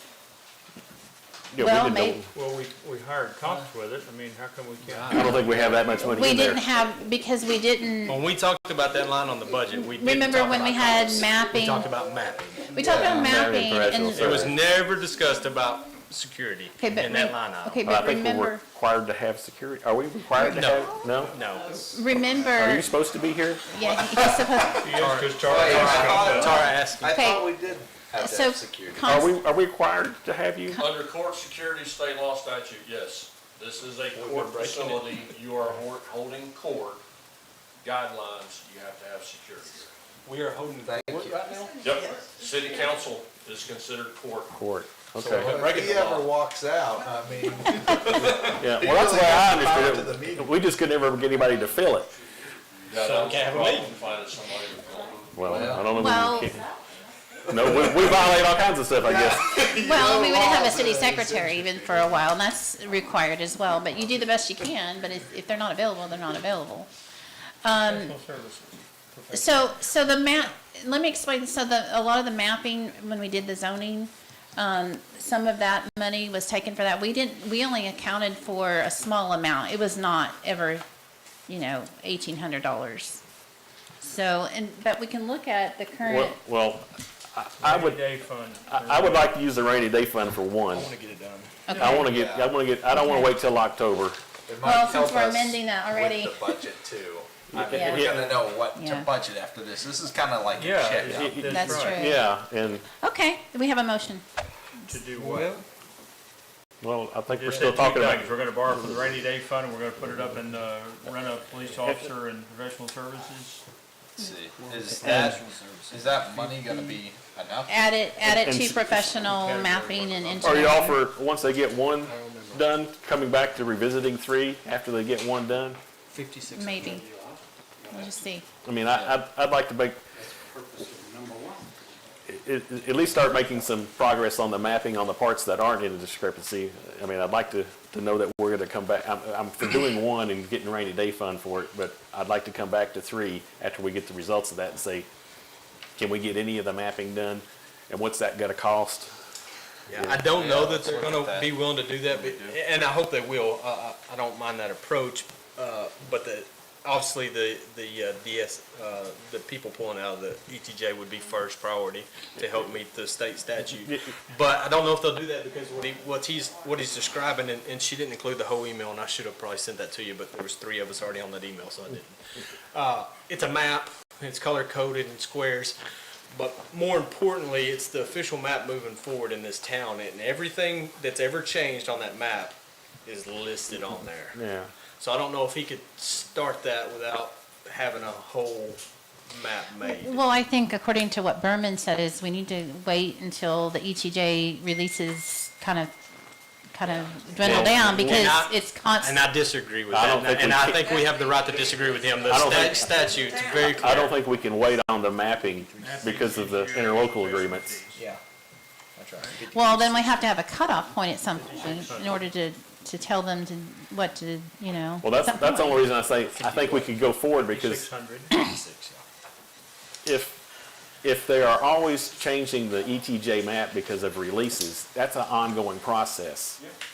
So I don't see why they couldn't start that on the part of the map that's not in discrepancy. Yeah. Because, and it's gonna, Well, we can come back to that, I just I wanna think. know that we're gonna come back and at least We're talk about it. I don't gonna come wanna- back, I mean, the budget for the next fiscal year, we'll be talking about at length. We can come back to that, Yeah. but just be thinking about that, I think that's. But I think, one, we need to use rainy day funds on this and I don't wanna wait till October. 5,600, mapping, engineering, and professional We got fees 20. has $2,400 left in it, right? $2,400, it's $200 a night for each meeting, so how much? Well, but, but we could write that check tonight if we had to, and then we're gonna have to recharge it with rainy day to continue. You said 2,400, and then we have, June, July, August, September, four months. Is this 800. current So to actually, date? we have $1,600 in that account right now. So we might be a little bit short, but That's the whole rainy that's, day fund, right? This is like a rainy day. So, This is that's what that's for, is to get this So- taken care of, not to put it off. okay, so you have a motion so if we have $1,600 still in that account, and it cost us $1,700, $1,800, anything over, do you want to take from the rainy day? Yes. correct. Okay. Okay, so we have a motion on that? Motion to, To go forward with That that. form BHC. with BHC 1, and if we run out of money out of the professional fund, that come out of the rainy day fund. Okay, is there a second? Yeah. Okay, we have a motion by Blake, seconded by Fowler, to go ahead with item 1, allow the BHC to recreate articles of incorporation boundary using the map and description and make a comparison, show any discrepancies of merit. Estimated budget is $1,500 to $1,800. Anything over that would, over the professional fees would then come out of the rainy day fund. All those in favor? And that passes 4-0. While we're still on this agenda item, how do we move forward with the employment of them, communications? I still want to be in that part of that loop. I don't want anything falling through the crack, oh, here's a new map, nothing like that. You absolutely can do that. Well, why don't you and Tom continue to lead Yeah. it? Just give them the work order and provide them whatever data they need and bring back the results to us, and then Well, we'll. council didn't approve that before. Y'all approved us to talk to them to get ideas, so moving forward. Well, let's Okay, so let's- motion to have Councilman Fowler and Councilman Anderson continue to lead this effort with regards to the item 1 Second. effort. Okay, we have a motion by Jaffe, seconded by Blake, to allow Councilmember Fowler and Councilmember Anderson to continue with the communications with the engineering firm for item 1. All those in favor? And that passes unanimously. Okay, the time is, Mr. Tom just got voluntold. yes, he did, 8:32. We're going to take a 5-minute recess. See what happens when you don't show up.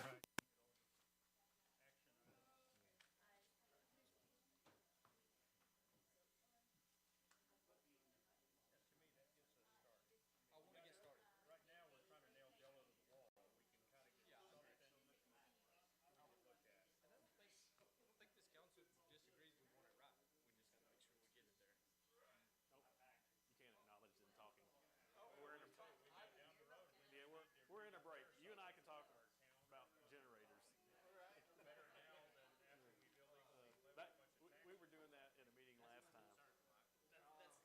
And the conversation would be a couple, but then it would be this couple and this couple. But from everybody looking, it looks like, because you would chime in when you hear something and the attention would change and one buddy would drop off, somebody would jump in, but it doesn't look good. It looks like the meeting's going on.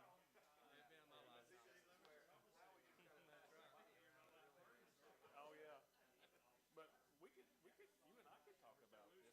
I'm for making forward steps. I don't think it has to be a bite it all off at once.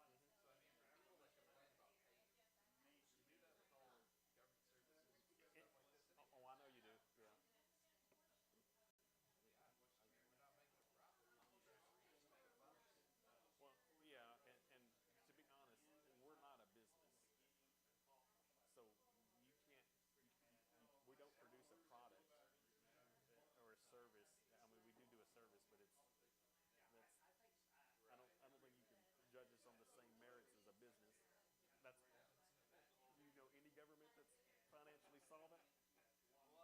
We just can't print money. You know, if we could do like the federal government does, we could solve our problems.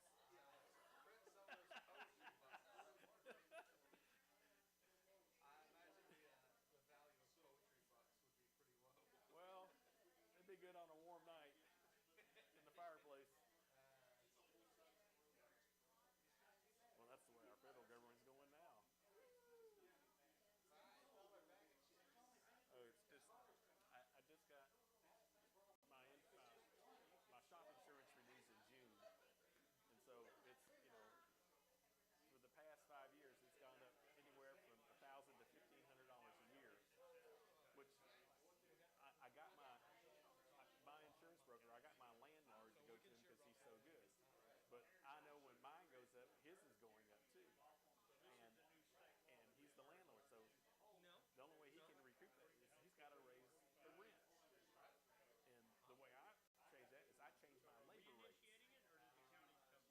So, because you know, the end user is you know, when your ingredients go up, you don't eat that. You just have to sell it for more, you know, or find an efficiency somewhere. But you get things really efficient, and you can't, you know, there's not anything else you can do. It's either, and I have competitors that do this. You cut quality, and I'm not one to do that. I won't have, you know, people will come and ask, can you do it like I said? If I can't do the whole thing, I'm not doing it, because you're going to want me to make it right if something's wrong. And no, Mass manufacturers do the little shrinkflation where they do selling it.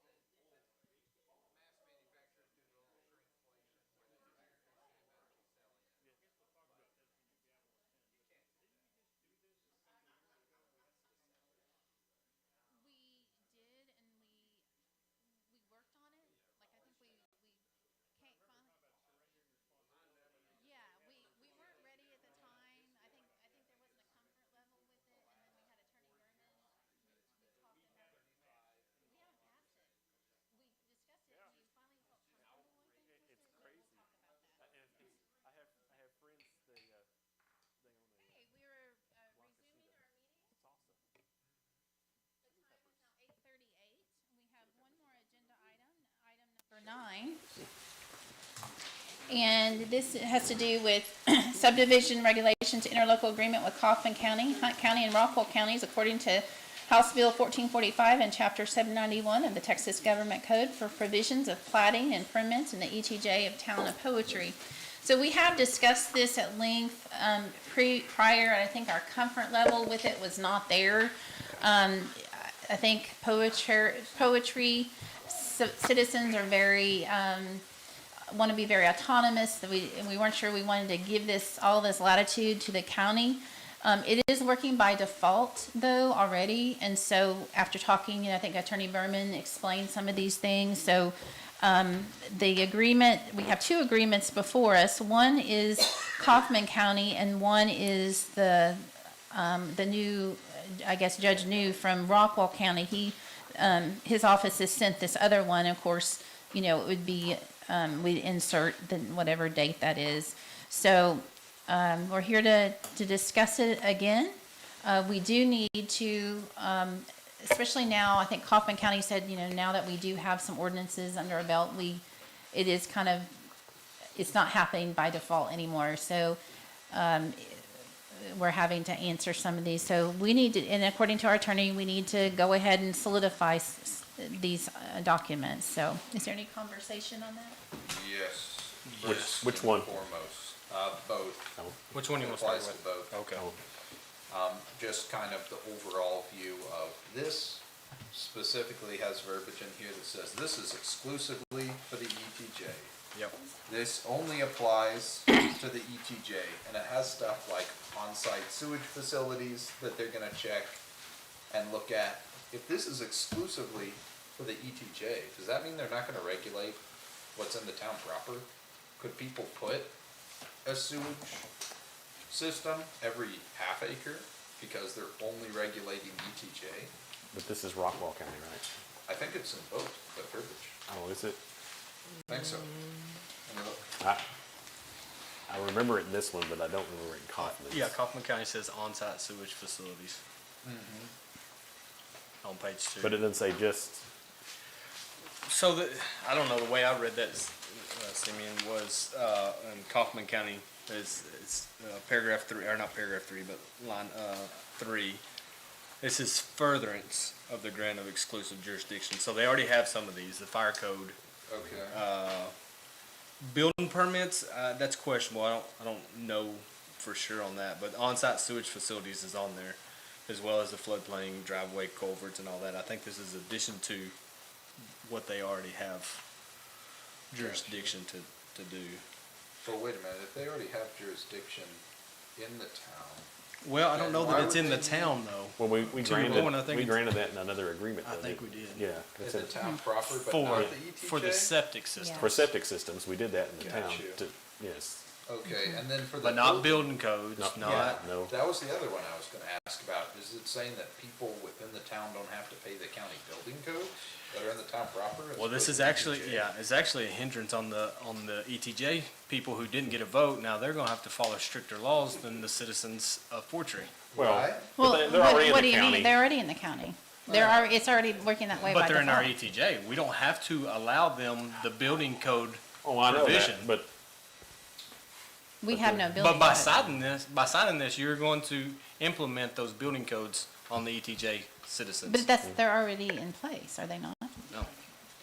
This says a subdivision regulation and building code enforcement.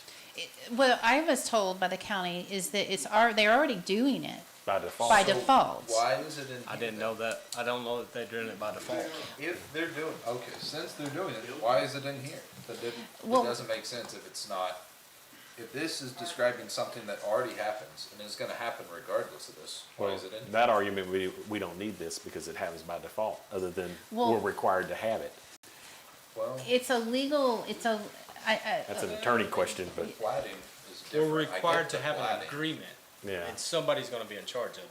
Either we maintain and we write our own subdivision plat ordinance that Right. Berman has done multiple of, or we turn over exclusive, to your point, exclusivity to Kaufman County and Hunt, and all counties to do what they want to. But would what we write have jurisdiction only in our town limits or also in our ETJ? According to Berman, subdivision extends into the ETJ. There's not a lot that we can affect in the ETJ, but a subdivision ordinance does affect the ETJ.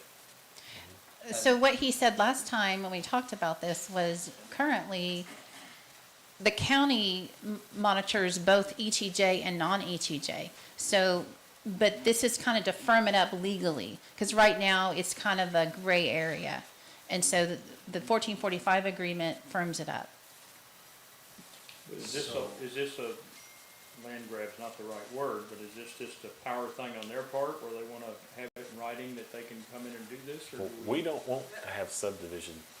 We don't have the capability of doing that. But what does theirs Subdivision look like? regulation. That's the problem.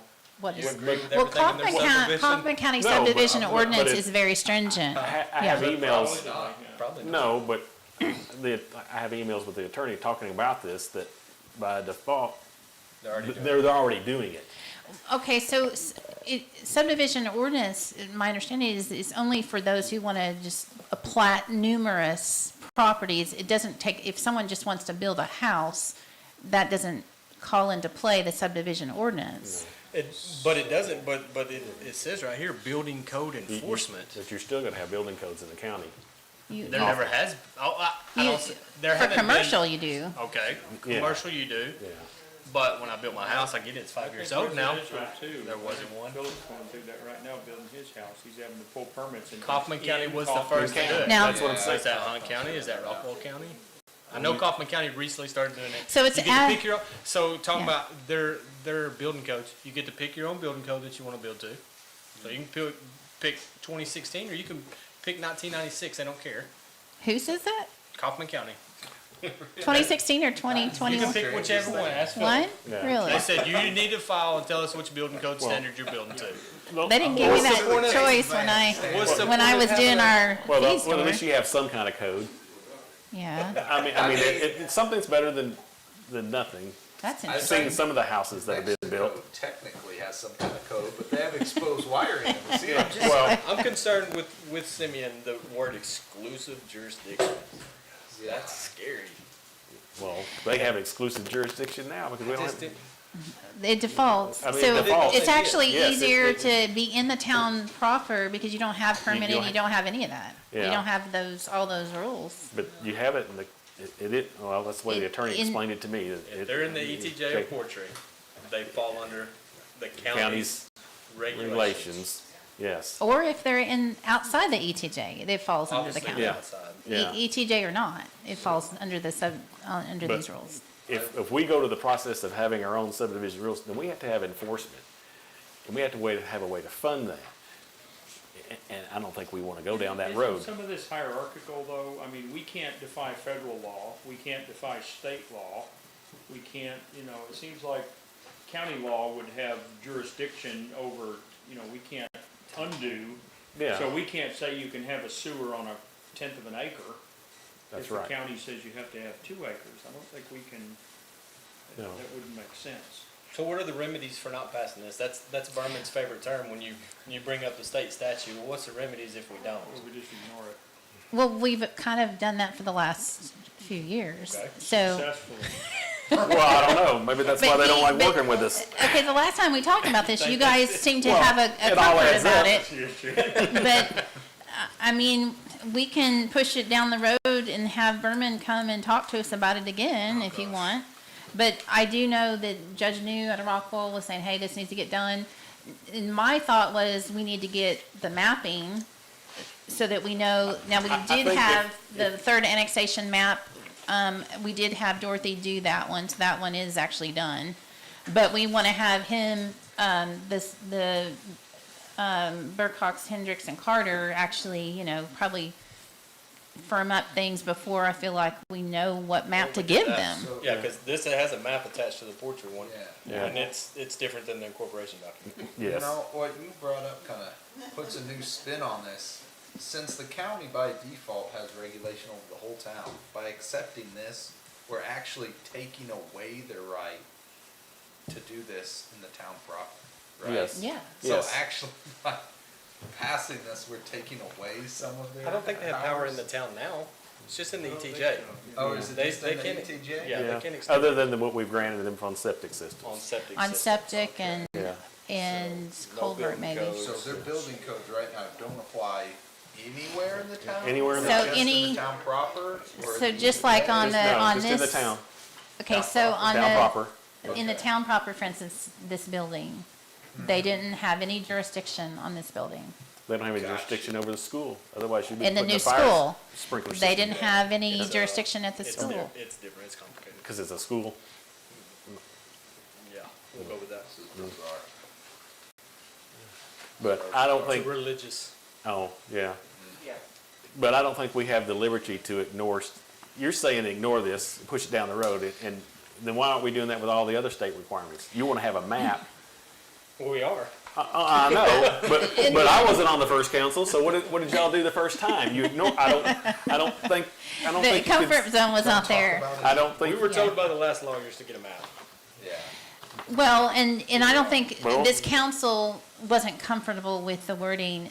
I think we got more familiar once Berman explained it the last time we talked about, which is probably a year But I don't- ago. You can't pass these without at least But getting item we one need, I done feel by- like item one, I do agree with you on that. We need to gotta get the have the map. map. Yeah. But just know that these three need to probably happen. And just be mulling it over, and if you have any edits, please. Well, we don't have Hunt counties. We need No, Hunt County was Never actually provided. one that our attorney did, I believe. And we Yeah. have, you probably have it in your, inbox at some and, point. before I read this one, I liked Kaufman's the best, but I really, You like- as hard as this is, this one just is, it has more detail in it, and You from a like legal. Rockwell's? Is that what Yeah, you're saying? it's got more detail, You like they Rockwell's? spell out things. So, if we're gonna look at these later, let's not, I guess we won't braid it, but to your point of who's supposed to tell who and how quick we're supposed to get them that information is gonna be important, because if we have to get them in 10 days and That's why, You like the Rockwell one? well, I the also. Rockwall one's 10 days, isn't it? No, I, And Yeah, the 10 Kaufman working one days. says, hey, if we forget, it's still legal. Well, I highlighted that. I wasn't gonna approve that. yeah. So I kind of like the Rockwell one as well. There's You're not some- gonna get them to change that. We can maybe get them to change some of the wording, but yeah, Yeah. 6A, when we get ready to talk about that later, y'all can strike it, but failure to comply shall not affect the validity of the subdivision plat. Then when you read Rockwell's, if we don't do our job, it makes this whole agreement invalid. Right, and that was the discussion the first time was, wait a minute, they can approve a subdivision and Without not notifying even us. notify us and just say, oh, sorry. That's right. Yeah. And it's like, no, you know, you have to, And they might not agree to it. And then we'll just have that conversation later, but I guess we kick this down the road till we get the map. Yeah, yeah, but I don't think we can ignore it. We can ignore it until then. Okay, Well- so it's fresh on our minds. We brought it up again.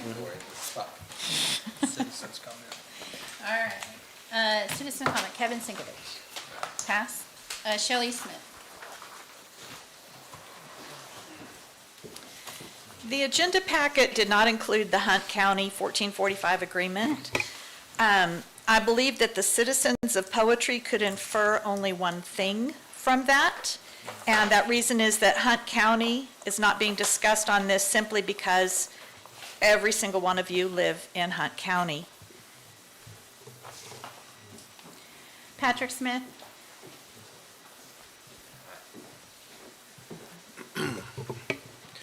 So the agenda packet I downloaded did not have the, what do you call it, the subdivision agreements for Hunt County, so I'm assuming it doesn't exist. If I'm incorrect, if somebody could let me know at some point in time.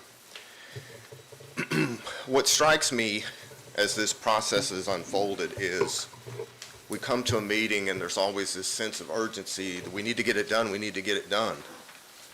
Well, under state law, these interlocal agreements for the ETJ should have been done 3 years ago.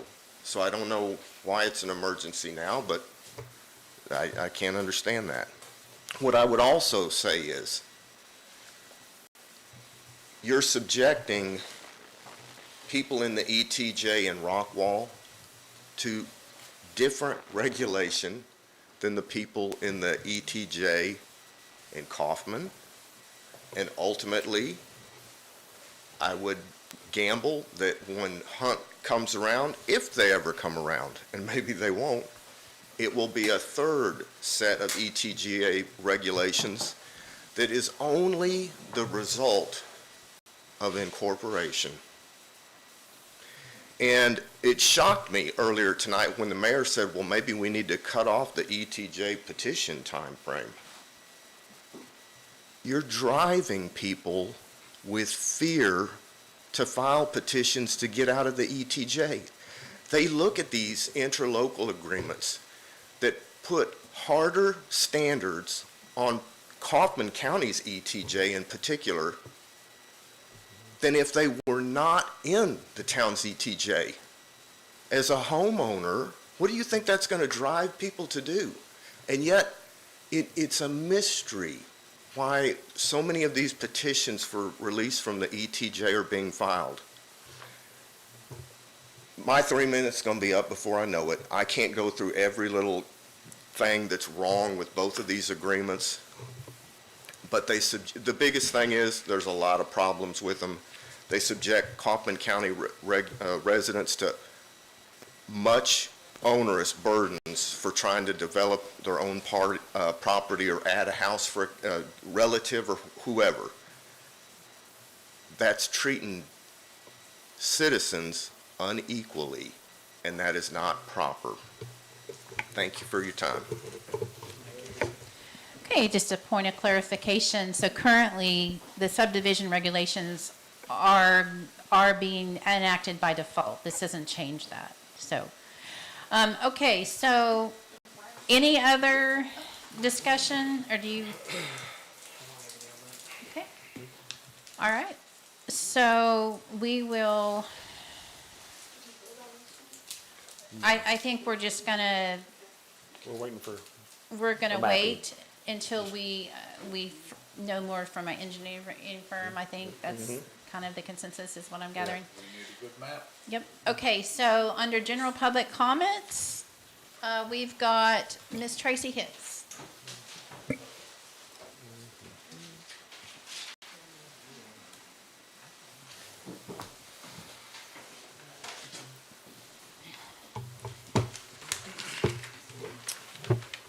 Good evening. So last month, the town was using two different video systems to record the meeting. One was on a tripod and the one up in the corner. I have a still picture of it if you would like to see it. I also have, wouldn't you like to know what's on this? The recording of the meeting in Tyler. Last month, Mr. Fowler made a motion to withdraw the town's map maker. After a debate, Mr. Fowler asked Mr. Jaffe to rephrase the motion. The motion was made and voted on with a 5-0 council approval to remove the map maker of the town. This vote was on live stream in the meeting and has mysteriously disappeared from the video on the town website. If you are complicit in this fraud, you are breaking the law. After reviewing specific line items, I discovered that the town is paying taxes on purchased items. However, as a town, we are exempt from sales tax. Over the past 4 years, this has amounted to a significant loss of income for the town. The town has been withholding payroll taxes but not remitting them bi-weekly or monthly. Last month's balance sheet, there are 4 entries for quarterly U.S. Treasury payments. These payments are for November, February, March, and April. These are not quarterly or monthly, but delinquent. October, December, and January listed as IRS payments were remitted on those months. The expenses for office supplies seems to be excessive. It might be beneficial to set up an account with Uline. I noticed Mr. Simeon had a cut for Uline, and have all office supplies shipped to the town. Procuring sources will help save the town money. Additionally, the town uses a debit card, leading to a sales tax on every transaction. The town needs to set up a streamlined process for purchasing using our tax-exempt ID. Regarding the maps, the mayor has consistently stated in the past that the map was a survey with a seal by Stovall Engineering. The mayor told us last month that Hunt County mysteriously conducted the meets and bounds and fields notes stored on a zip drive the mayor cannot access, but one of our employees can. Figure that one. Additionally, the council never officially appointed this same employee to conduct mapping of the town, nor did the council approve changes to any map. Another point to note is we currently have a council member who was never within the town limits to run for office. He is making decisions and ordinance that do not affect him, Time. but the rest of us. Your It's time is important up. for you to uphold the law, Your as the time. actions of leaders can have lasting consequences getting on this second town. warning. Time. So if you want to see what's on this Time. Your drive, time you're is more than up. welcome to. Your time is up, Ms. Hibbs. We'll Okay, go to the okay. news stations. Both of them, both videos. Kevin Sinkovich. Dale Bryant. Going back real quick to the whole survey thing, I just advise you, I understand for this meeting, the 3-point bullets from the engineer, but for the fees and everything, but you really need a really good scope of work for that, so that at the end of the day, we spend our $1,800, we get the answers that we're looking for. So if you need some help with writing a good scope of work, that's fine. My discussions with attorneys with the various divisions of the state, here's what they say about maps and surveys. When a group of citizens decide they want to try their hand at self-governing, you're only required to do a map. Because if a group of citizens wanted to incorporate a town, how much, they're going to go out and spend $30,000, $40,000 for a survey? They can't. Nobody would ever incorporate, right? Because you just don't have the money to do it. So the intent there, what I'm being told, is you do a map. That's okay when you're trying to incorporate. That's okay. But the law says, and the ordinance says, but the minute it passes, and now you're allowed to incorporate, you gotta go to a survey. What happens is, with all towns, any town has a pretty map, colored maps, whatever. So, has anybody ever looked at a survey? Pretty boring. Okay, very boring. Blue ink, right? So the idea is everybody works off the map. When there's a discrepancy on the map, well, what do? We got to go to the survey. That becomes the Bible. That becomes the Holy Grail. If you have an issue that you can't solve with the map, because everybody's going to be looking at the pretty map, you go to the survey, and the survey tells you this is what it says, therefore we got to follow the survey, not the map, because the map is not done by legal or any kind of a professional designation. So that's the idea. That's why we got to go to a survey. Shelley Smith? The last 3 or 4 meetings here, this building was packed to the point that people had to be out there. There could be certain numbers of people. Judging from the lack of attendees at this meeting, I would say that the notice that was posted for 6 days that was incorrect had its desired effect. I am not convinced it was by accident. My husband and I personally talked to people today who were surprised that there was a meeting tonight.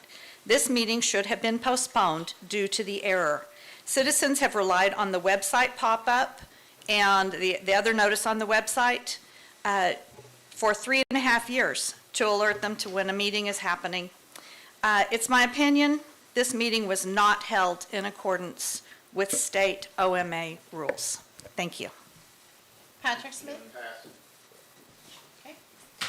Okay, so the time is 9:02 PM.